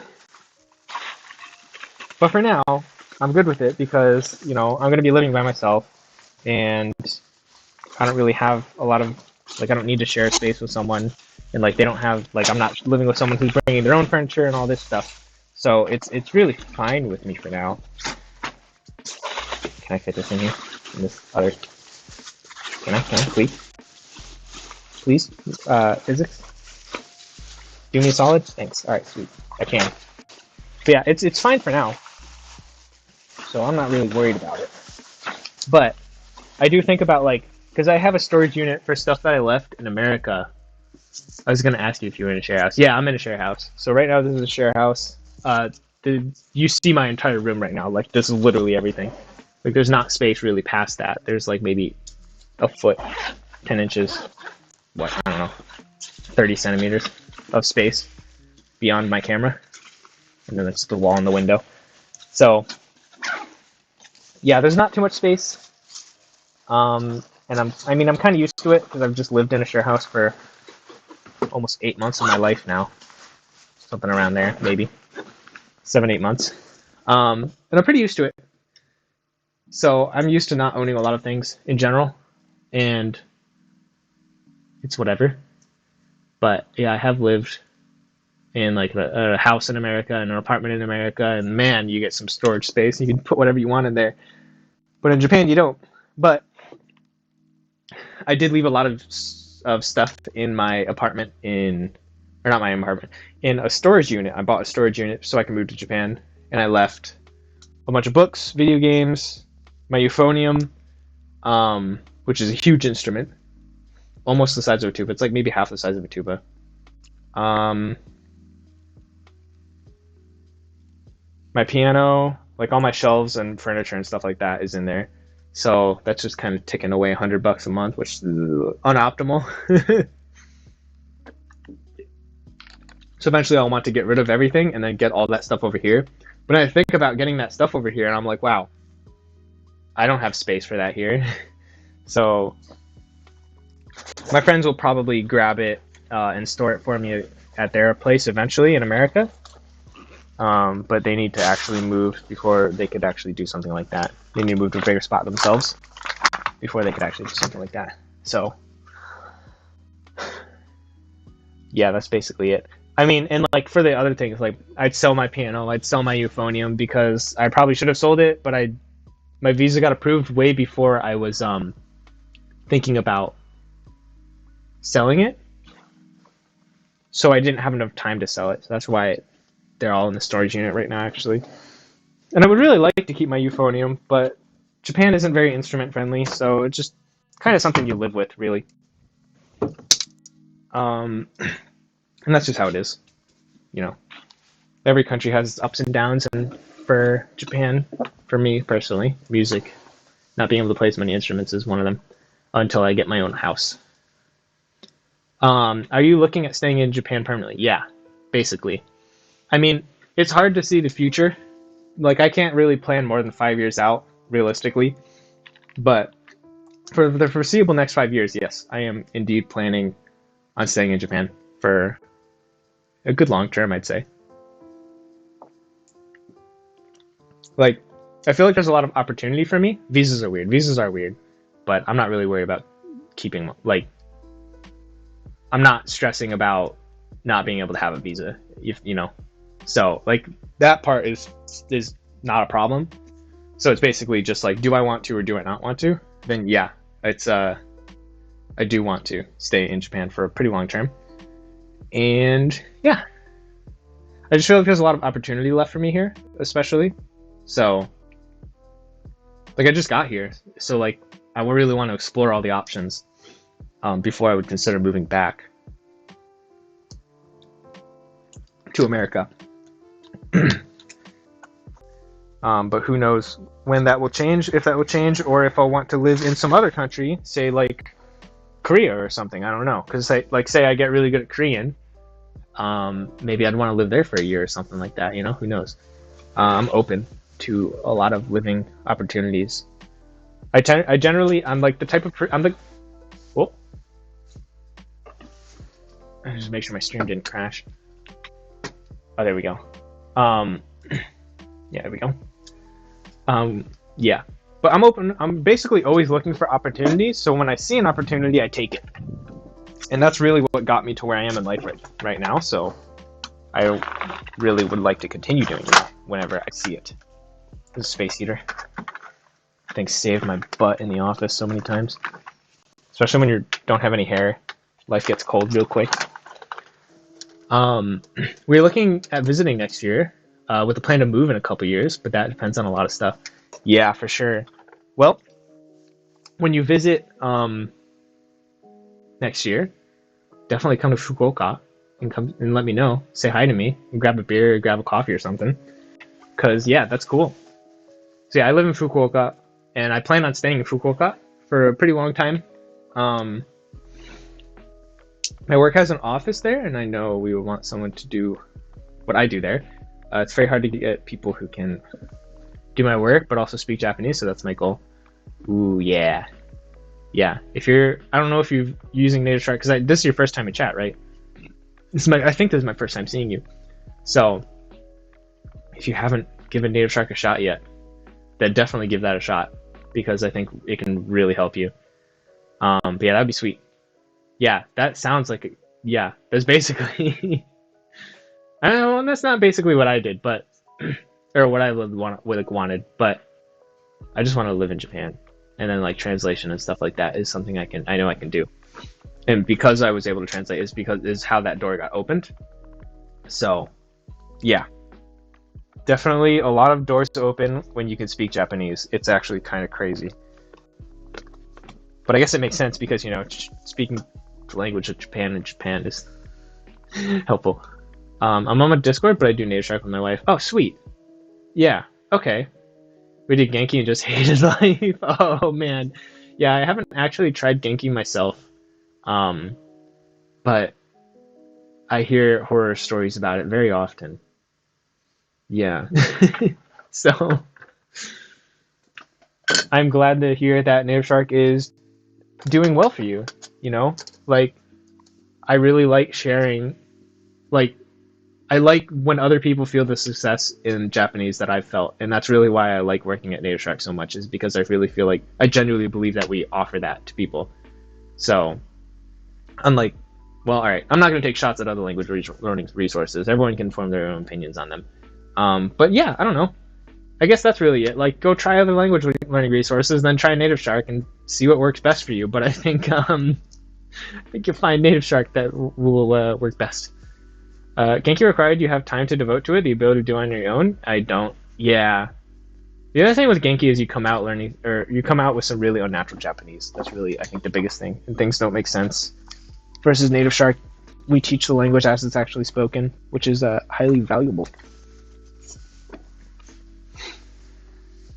I think I have basically everything packed. I mean, I don't really have, like, everything else is just pretty miscellaneous.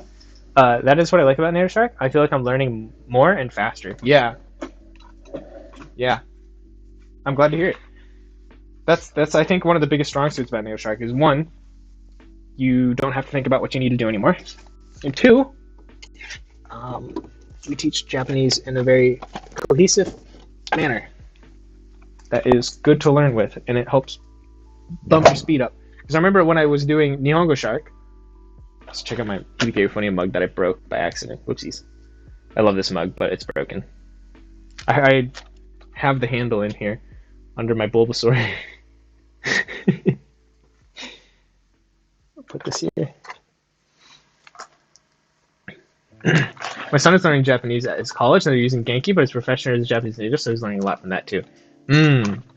Yeah, a lot of colleges will use Genki, I think, right? I think that's like the standard, isn't it? I think so. So, I see why it's such a popular textbook. I mean, there's no doubt. But yeah, I don't know. I feel like you can learn a lot more. See, okay, so what I like, yeah, super glue for the win. Yeah, I had super glued it, but in the move it broke again, which I kind of expected. Um, but yeah, I really think that's the thing. Is like, so when I first started learning Japanese, I didn't actually have a college course that I could go to, so that's why I actually bothered looking up and doing stuff online, and that's how I found Nihongo Shark, which becomes Native Shark. Um, and what I really like about Nihongo Shark and Native Shark is you can go at your own pace and not be at the pace of the classroom. Because classrooms move at their slowest student, right? So if you're not the slowest student, it's probably inefficient for you to do. And like the other thing is like, so phase one in Native Shark Japanese is like 2 years worth of a college program, and you can take 4 months to get through phase one. So there's quite the amount of efficiency difference there. And you come out with the ability to actually use the language in Native Shark versus I know a lot of people who come out from textbooks, and I was one of them, couldn't speak anything. You can't. So like I remember the first time I actually started using Japanese with my language partner, it was like a year and a half in. It took me about a half hour to write like maybe 2 to 4 sentences. I just couldn't think of it. Granted, I didn't actually try producing until that point, so that was definitely also a factor that I don't want to overlook.